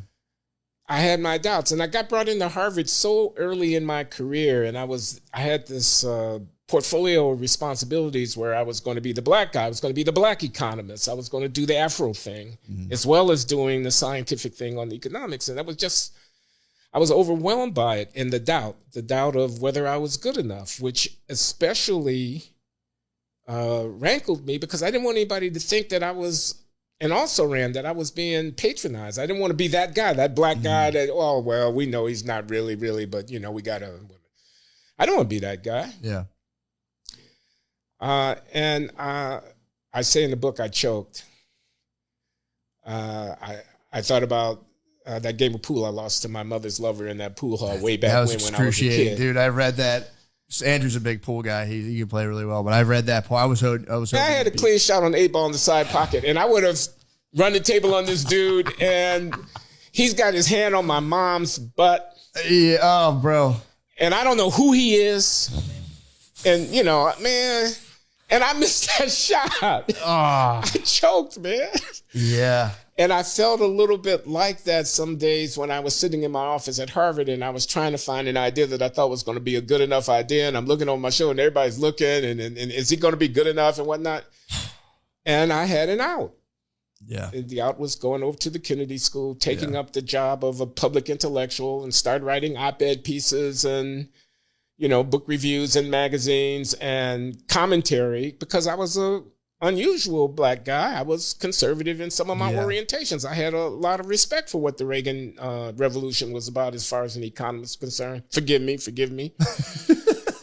It was a long time ago. I was young and foolish, but there was a road for me to be a pundit and a commentator, a Cornel West, kind of type. Yeah.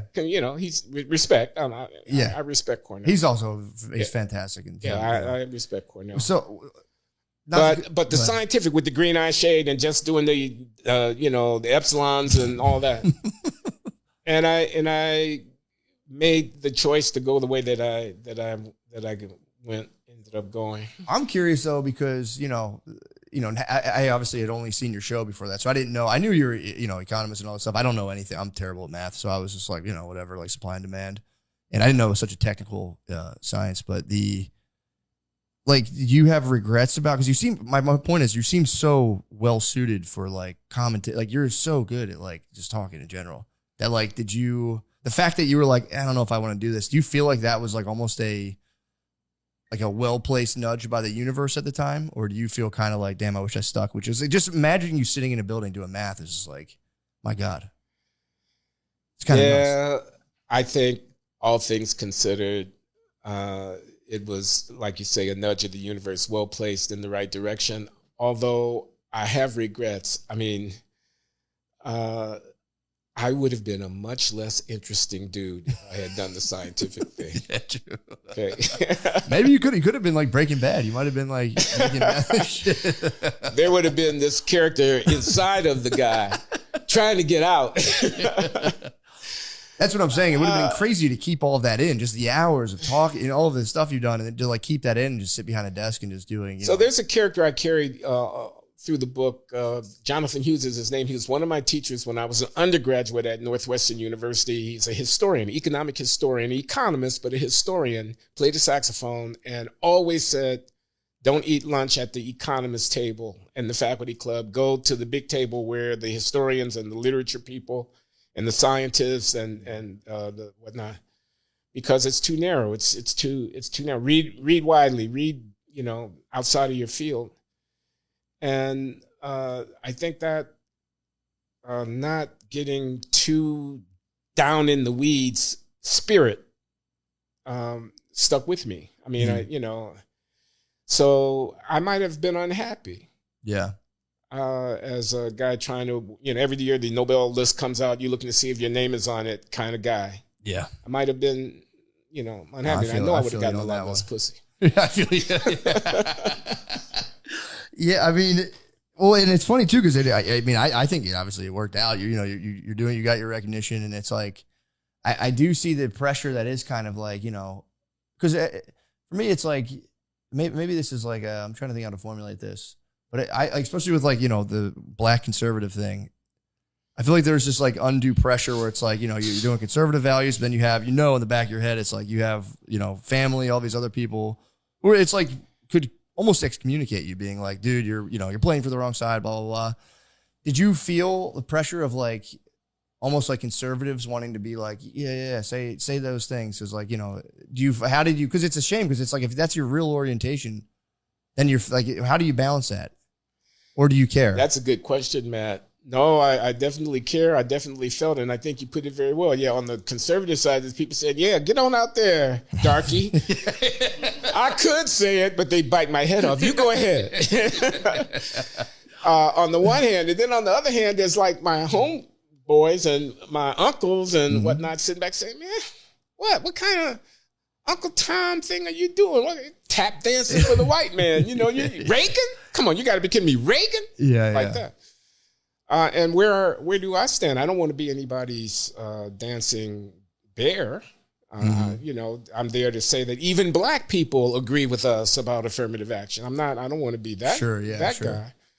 On the other hand, I had my doubts about affirmative action. I actually agreed with Reagan about a lot of the economic policy stuff. So I had to be true to myself. I mean, I can't live my uncle's life. I mean, but I had doubts.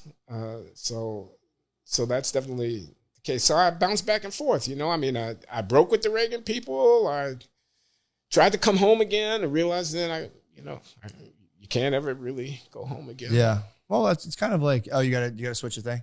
All right, so I'll take a little break. All right, sorry about that. We had to change the battery in the camera. Okay. So not to lose our place. The thing I was at was the just kind of the black conservative question, and it always has struck me that it's like there's this weird like double pressure on black people in terms of like politics and stuff, because it does get like, just the phrase black conservative is like you have to almost qualify it, where it's like you're kind of under it's like pressure to be like, are you performing for white people or whatever, and then like who do you be true? Are you true to yourself? Are you being and it's like seems like a lot of kind of pressure to kind of. It is a lot. Deal with. I try to point at that in dealing in the book. I mean, authenticity, loyalty, and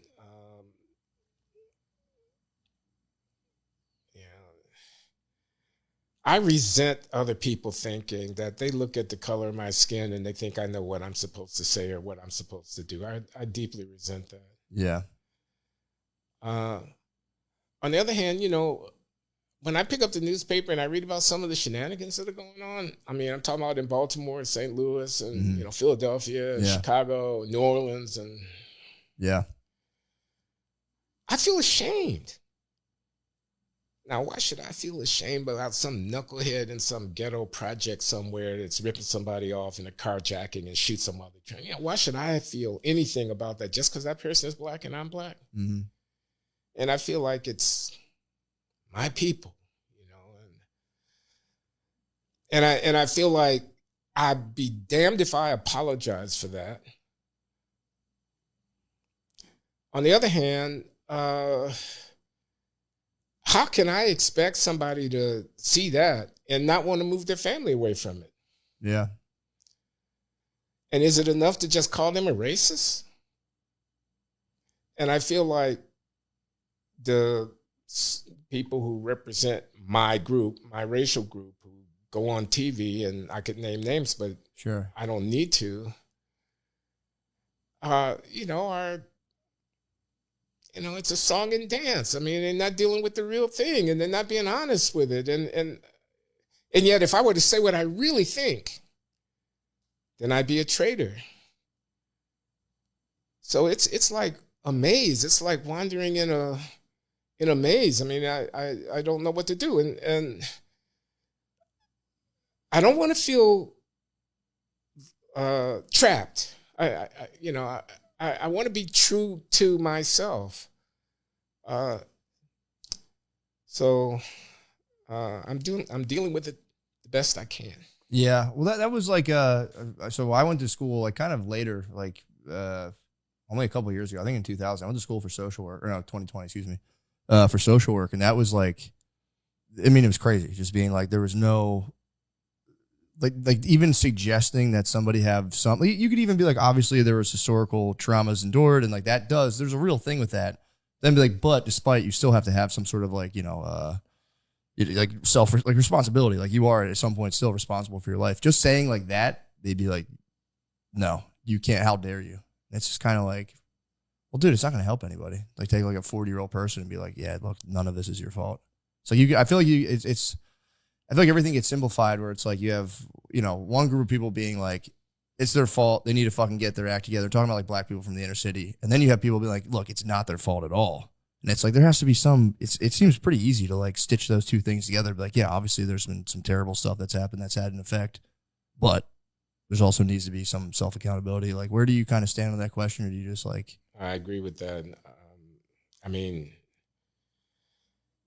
there are, a lot of unfairnesses in the world, and there are a lot of people who are in desperate straits and who could do with some help. And I would not want to be a 22-year-old mother with 3 children and making $20,000 a year trying to get by on earned income tax credit and stuff, and food stamps. I mean, I wouldn't want to be that woman, or I wouldn't want to be one of her children. Yeah. That's inequality in spades. But that's a separate point from the point that each and every one of us is responsible for how we live our lives and what we do with our time and the extent to which we are responsible to those who are dependent upon us. And you can't let the one cancel out the other. I mean, so, I mean, let me be concrete. Homicide, violence, assault, rape. You just look at the numbers and look at the racial disparity in the numbers. I don't want to hear from a social worker about how it wasn't his fault. He had a choice to make. I mean, who are we if we as a society take such despicable behavior? And of course, I get emotional. Now I'm getting emotional about criminal behavior where they're victimizing people. Well, we should get emotional about it because it's despicable. Yeah.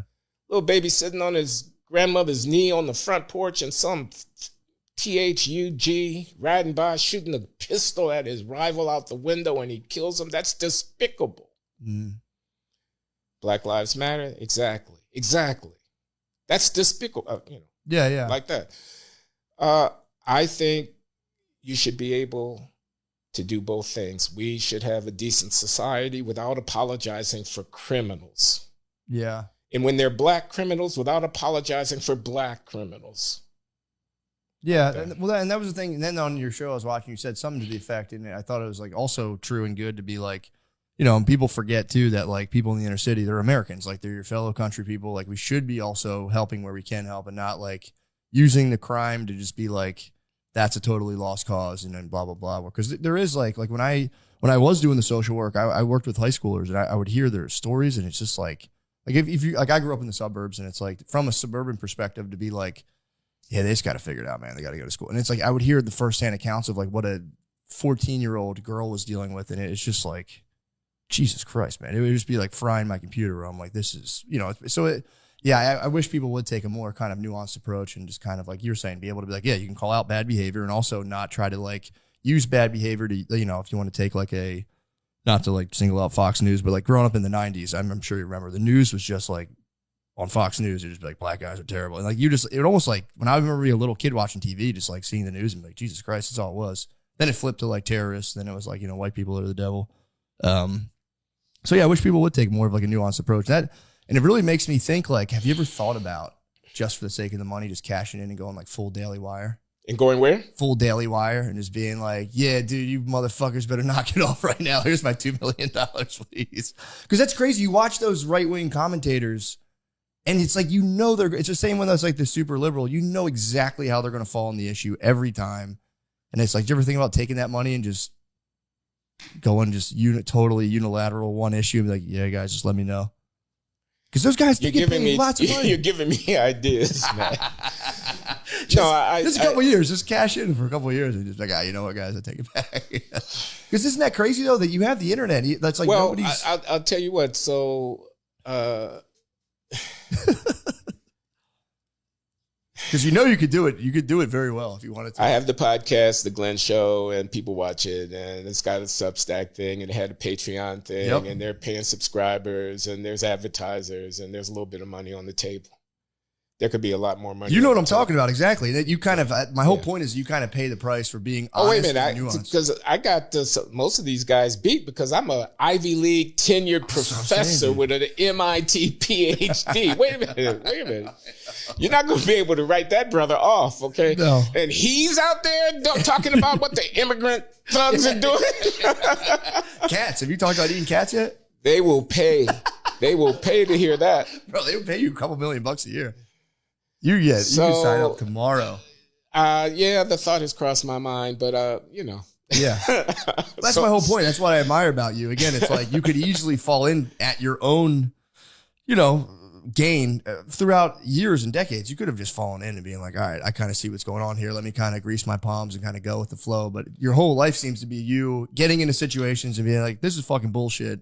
And it's a shame because it's like, you know, the markets obviously rewards currently just like demagogic kind of like unilateral thinking of like good guys, bad guys. We're the good guys. They're the bad guys. And that's all we're doing. Like with the debates, it's like we got to pick a non-biased thing where it's like now it's like I won't do a debate on that one and I won't do a debate on this one. It's I think it's like embarrassing. Well, you know, the shame of it is I still get accused of being a grifter just for speaking my mind, as I did just a minute ago. They say that I'm doing it for the money when if I really wanted the money, they haven't got any idea. Oh my God, you can make so much more, bro. You can make so much more. And that's, I mean, hopefully you don't read. What do you make of the whole internet comment phenomenon? Do you read them or do you kind of like? Yeah, I read them. I'm not going to say I read every single one of them in every one of the platforms. Never piss you off? But yeah, they piss me off. I mean, don't read them. I have an editor and a producer at the podcast who help me put the thing out. And we meet and talk about all this stuff and the feedback and whatnot. Audience capture. You don't want to get audience capture and whatnot. Yeah. You know? But I try not to take it personally. Yeah, you can't. You just can't. I always tell people podcasting, the comments are like coal dust for coal miners, dude. This is an unfortunate reality. You got to breathe some in, but don't whiff it in unnecessarily. Because it'll spin you out. You get one that's like, great. Another one like, this sucks. This guy's the worst guy ever. And then you're stuck between those two things. You're like, I don't know which one's true. Yeah. But that is something I do admire. The fact that like your shows, you guys really do like, and there's not a lot of it. You don't see a lot of like high level commentary and thought on issues other than just kind of like, here's a CNN panel with like 4 people blinking in a camera and, you know, they're cutting mics and doing stuff. Same on Fox where it's like, you know, you can say stuff and they kind of like really try to like almost force a point on people rather than letting the point kind of like the cream rise to the top in terms of people talking. And it's like, I think you and John McWhorter do a good job of that. And you guys at least you kind of offset each other. You know, I know you guys don't agree on everything. Have you guys ever gotten in like kind of like a real fight on the show where you had to like? What's the question again? You and John McWhorter. Have you guys ever like really butted heads hard or like fighting over something? Yeah. I mean, not really. I mean, we have a thing going, you know, this kind of shtick. Yeah. You know, like Lewis and Martin or something like that, you know, playing off of each other and, you know, my personality, his and whatnot. I go on these rants. He's so kind of snooty. And, you know. John, I'm sorry, man. I'm sorry. He's great. But he would say it himself. He would acknowledge it, you know. And he's kind of weird in that way. But he's smart and he's interesting. Yeah. And we have a conversation going. And yeah, I mean, Trump. You know, so I'm a Trump apologist, and he's got Trump derangement syndrome. Yeah, that's kind of like the type. Okay, and I'm like, you know, how can you sit there in New York City and sneer down your noses at 75 million people? And you know, have you ever thought about why he's actually as successful as he is? And you know, your coastal elite people do not have a natural entitlement to run the world. You know? Yeah. Oh, so what do you make of that then? The whole Trump versus Kamala Harris situation, and just specifically Kamala Harris's rise from literally like the ashes. It was like a senile guy, visibly guy with cognitive issues. It's one of the most interesting things I've ever seen in my lifetime. I mean, what I think about it is there are events which expose the real structures of power for what they are. So I watched Nancy Pelosi on Bill Maher. She's out with a book called The Art of Power. Really? Yeah, Nancy Pelosi has a book. It's called The Art of Power. And Bill Maher had her on his intro segment when he does the interview one-on-one. And I thought, yeah, this is real power. You asked me about Kamala Harris and you know. Well, sorry to cut you off. What is the nature of her book, though? The Art of It's I haven't read the book. How is it? She's, I guess, giving an account of her rise as Speaker of the House and leader of the Democratic Party and, you know, the inside game of, you know, how we decide things like who's going to be president of the United States. What? Why did she do that? Seems No, like I added that last bit I was like, because I haven't read the book. I was like, oh, I'm saying so it's gullible, the art dude. of I was power. like, That's but Trump's signature book is the art of the deal, and Nancy Pelosi is the art of power. And the image when I watched her being interviewed by Bill Maher was her tearing up that copy of the State of the Union address that Trump gave that time. Which Yes, she showed I remember complete contempt yeah. for this guy that got more votes than anybody else except Joe Biden, et cetera. Yeah. But she does have a book named The Art of Power. That's true. She doesn't what about? She does have a book named The Art of Power. That's true. That's true. You were just pulling my leg on the. I thought she really did a tell all about like pulling candidates and all this stuff. What I was trying to say in response to your question about Kamala Harris was she was a failed vice president until yesterday, and now she's become the hope for the future. I resent having that foisted on me. Yeah. I'm just saying I'm not a fool. I'm not asleep out here. I see you people making your moves. I see you billionaire hedge fund people making your moves. Mm-hmm. I see you Democratic Party leadership making your moves on me and trying to tell me a story about what's going on. And first Black woman, first Asian woman. Yeah. Please give me a break. My sense, it is kind of grotesque to even, especially to use like, legacy of racial struggles and all that stuff and like have that as like almost a hologram hovering over a giant bureaucratic machine trying to launch like multiple I like wars. that image. You know what I mean? Doesn't that feel kind of like, I don't know, it gives me the creeps where I'm kind of like, don't, of all things, like, Jesus, man. You're supposed to like, the hologram image, I love this. This is what is put out by the real structures of power to mollify and put you people to sleep, to lull you into a complacency and an acceptance, to give a phony legitimacy. I mean, the future. Yeah. Hope. Oh, yeah. More wars. Joy. Yeah. The joy made me laugh, dude. That was when you did the rendition of Oprah's performance of Joy. That actually made me chuckle. Do they think we are idiots? What do they think? They lead us with a ring through our nose. They say bark and we bark. How does it work? I mean, that's a question too. Is it even working? Is it all just a media fabrication or like, cause I live in a pretty liberal area in Austin, Texas, and I don't see a ton of the Harris signs. I see them. They're like starting to pop out a little more and more, but it's not like usually you would think they'd be everywhere. Like Obama. I remember when Obama was running, those signs were everywhere. The Harris, forgive me, I forget the Mr. Vice President's name, but Waltz, I believe. Waltz. I don't see those as much. And I'm in like the thick of like, kind of like a liberal area. And I'm kind of They're starting to spring up on the east side of Providence in the Tony neighborhood that I live in, but not nearly as thick as the Obama signs. That's what I'm saying. It's like, she's supposed to be at the Great Hope, and I'm kind of seeing that being like, wow, I don't know if they even believe it. Like, it's a short campaign. Yeah, true. It was kind of, it's over. And the next month it's going to be over. Yeah, that is true. It's like, here's the thing too. It's easy to like point the finger, but I do think they are kind of like almost a manifestation of just like collective apathy. Like people are like Trump and Kamala. It's like, well, nobody else seems to really care or like they're just trying to go and press a button. Like, yeah, these people will take care of it. Now we've had just like these weird kind of figures emerge. And it's like, how do we not have anybody better in this whole country to do That's most what my wife keeps asking me. important job? This is what we're left to choose among. It almost proves it's like somehow being curated in like a very weird way where it's like, like if you're just someone with like good intentions and a lot of good ideas, like clearly can't make it to the national spotlight, maybe now with the internet, I don't know. No, it is what it is. True. That's true. That's true. I guess I'm naive to think that, we'd just be like, get up there, man. You can do it. But either way, you have, so again, Glenn show. I think people should all watch that. Is there anything else you have burning on your mind you'd like to talk about?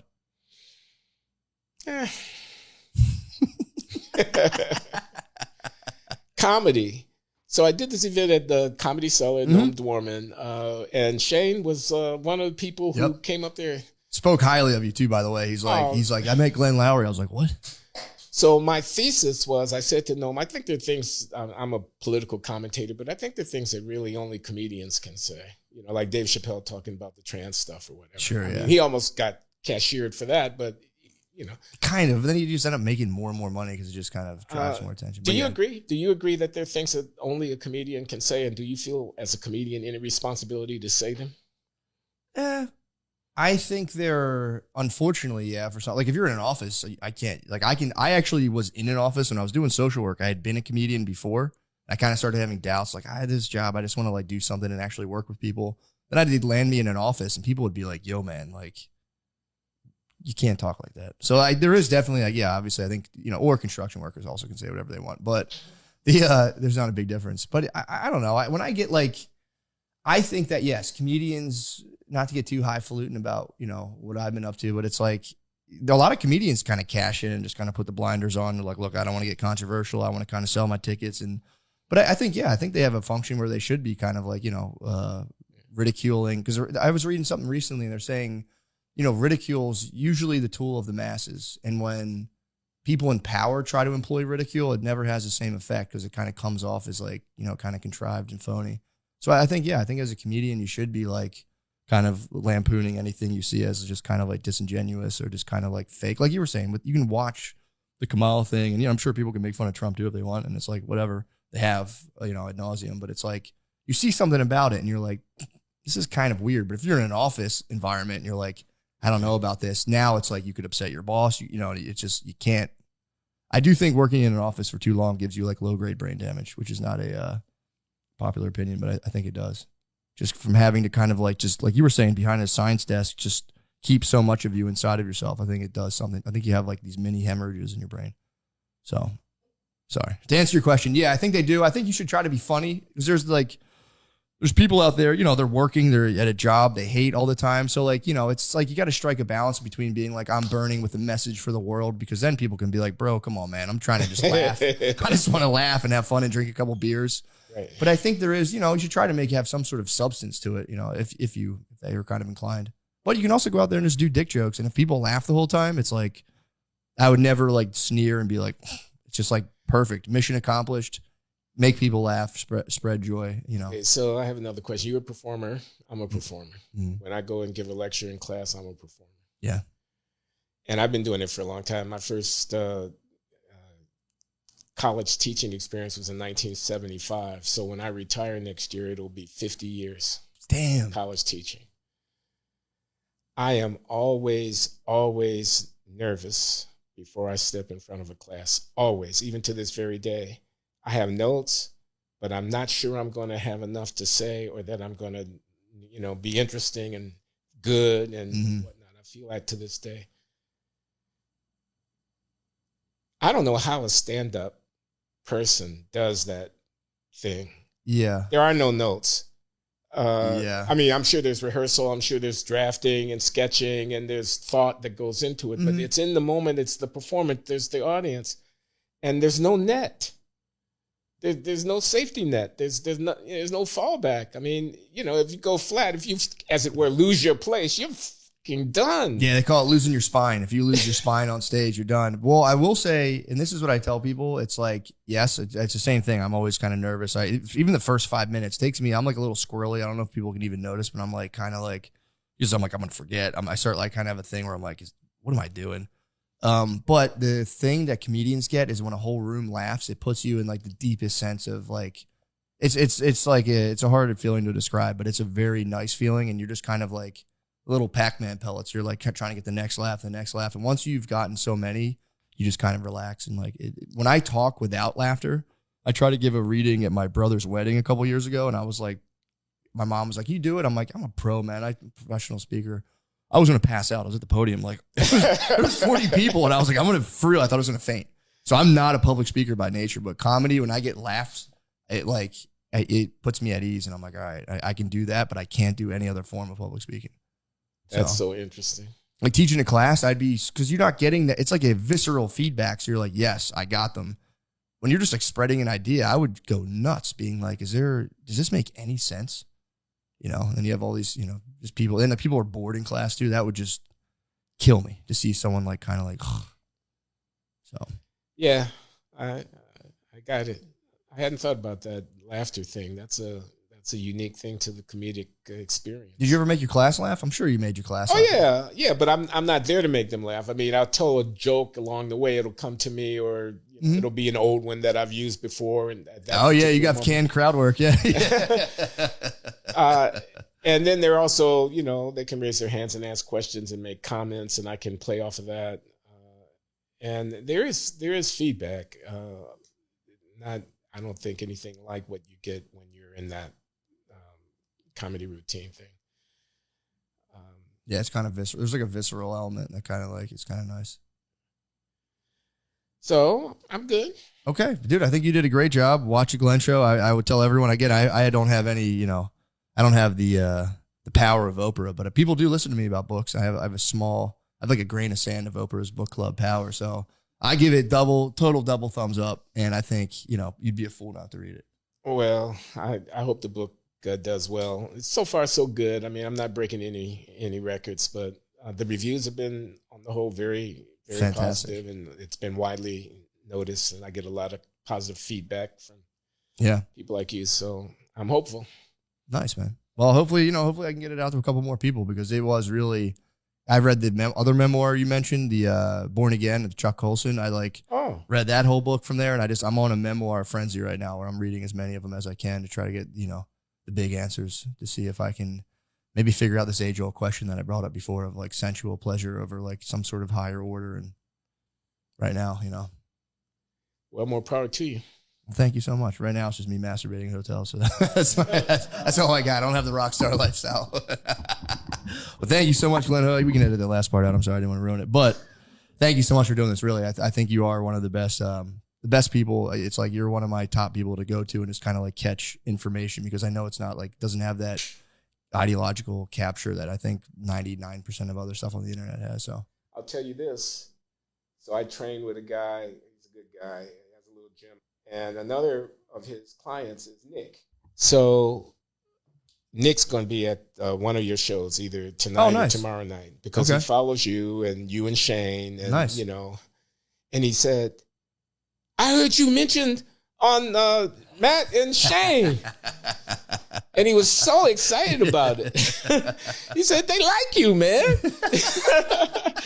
And I know you. You know, he's happy to know the guy. That's so funny. So if he comes to the show that I come to, I'll introduce you to him. Absolutely, that'd be awesome. I'm excited. Again, I can't wait. He's a great guy. He loves his kids, and I love that about him. That you know, he's a high school teacher, very modest guy, just trying to keep his kids interested. And his big thing now is that they have to put their phones in the phone holder when they come into the classroom, and they get them back after the end of. That's awesome. You know, but Nick's a good guy. Nice, man. Hopefully, I get to meet him. So yeah. Thanks again.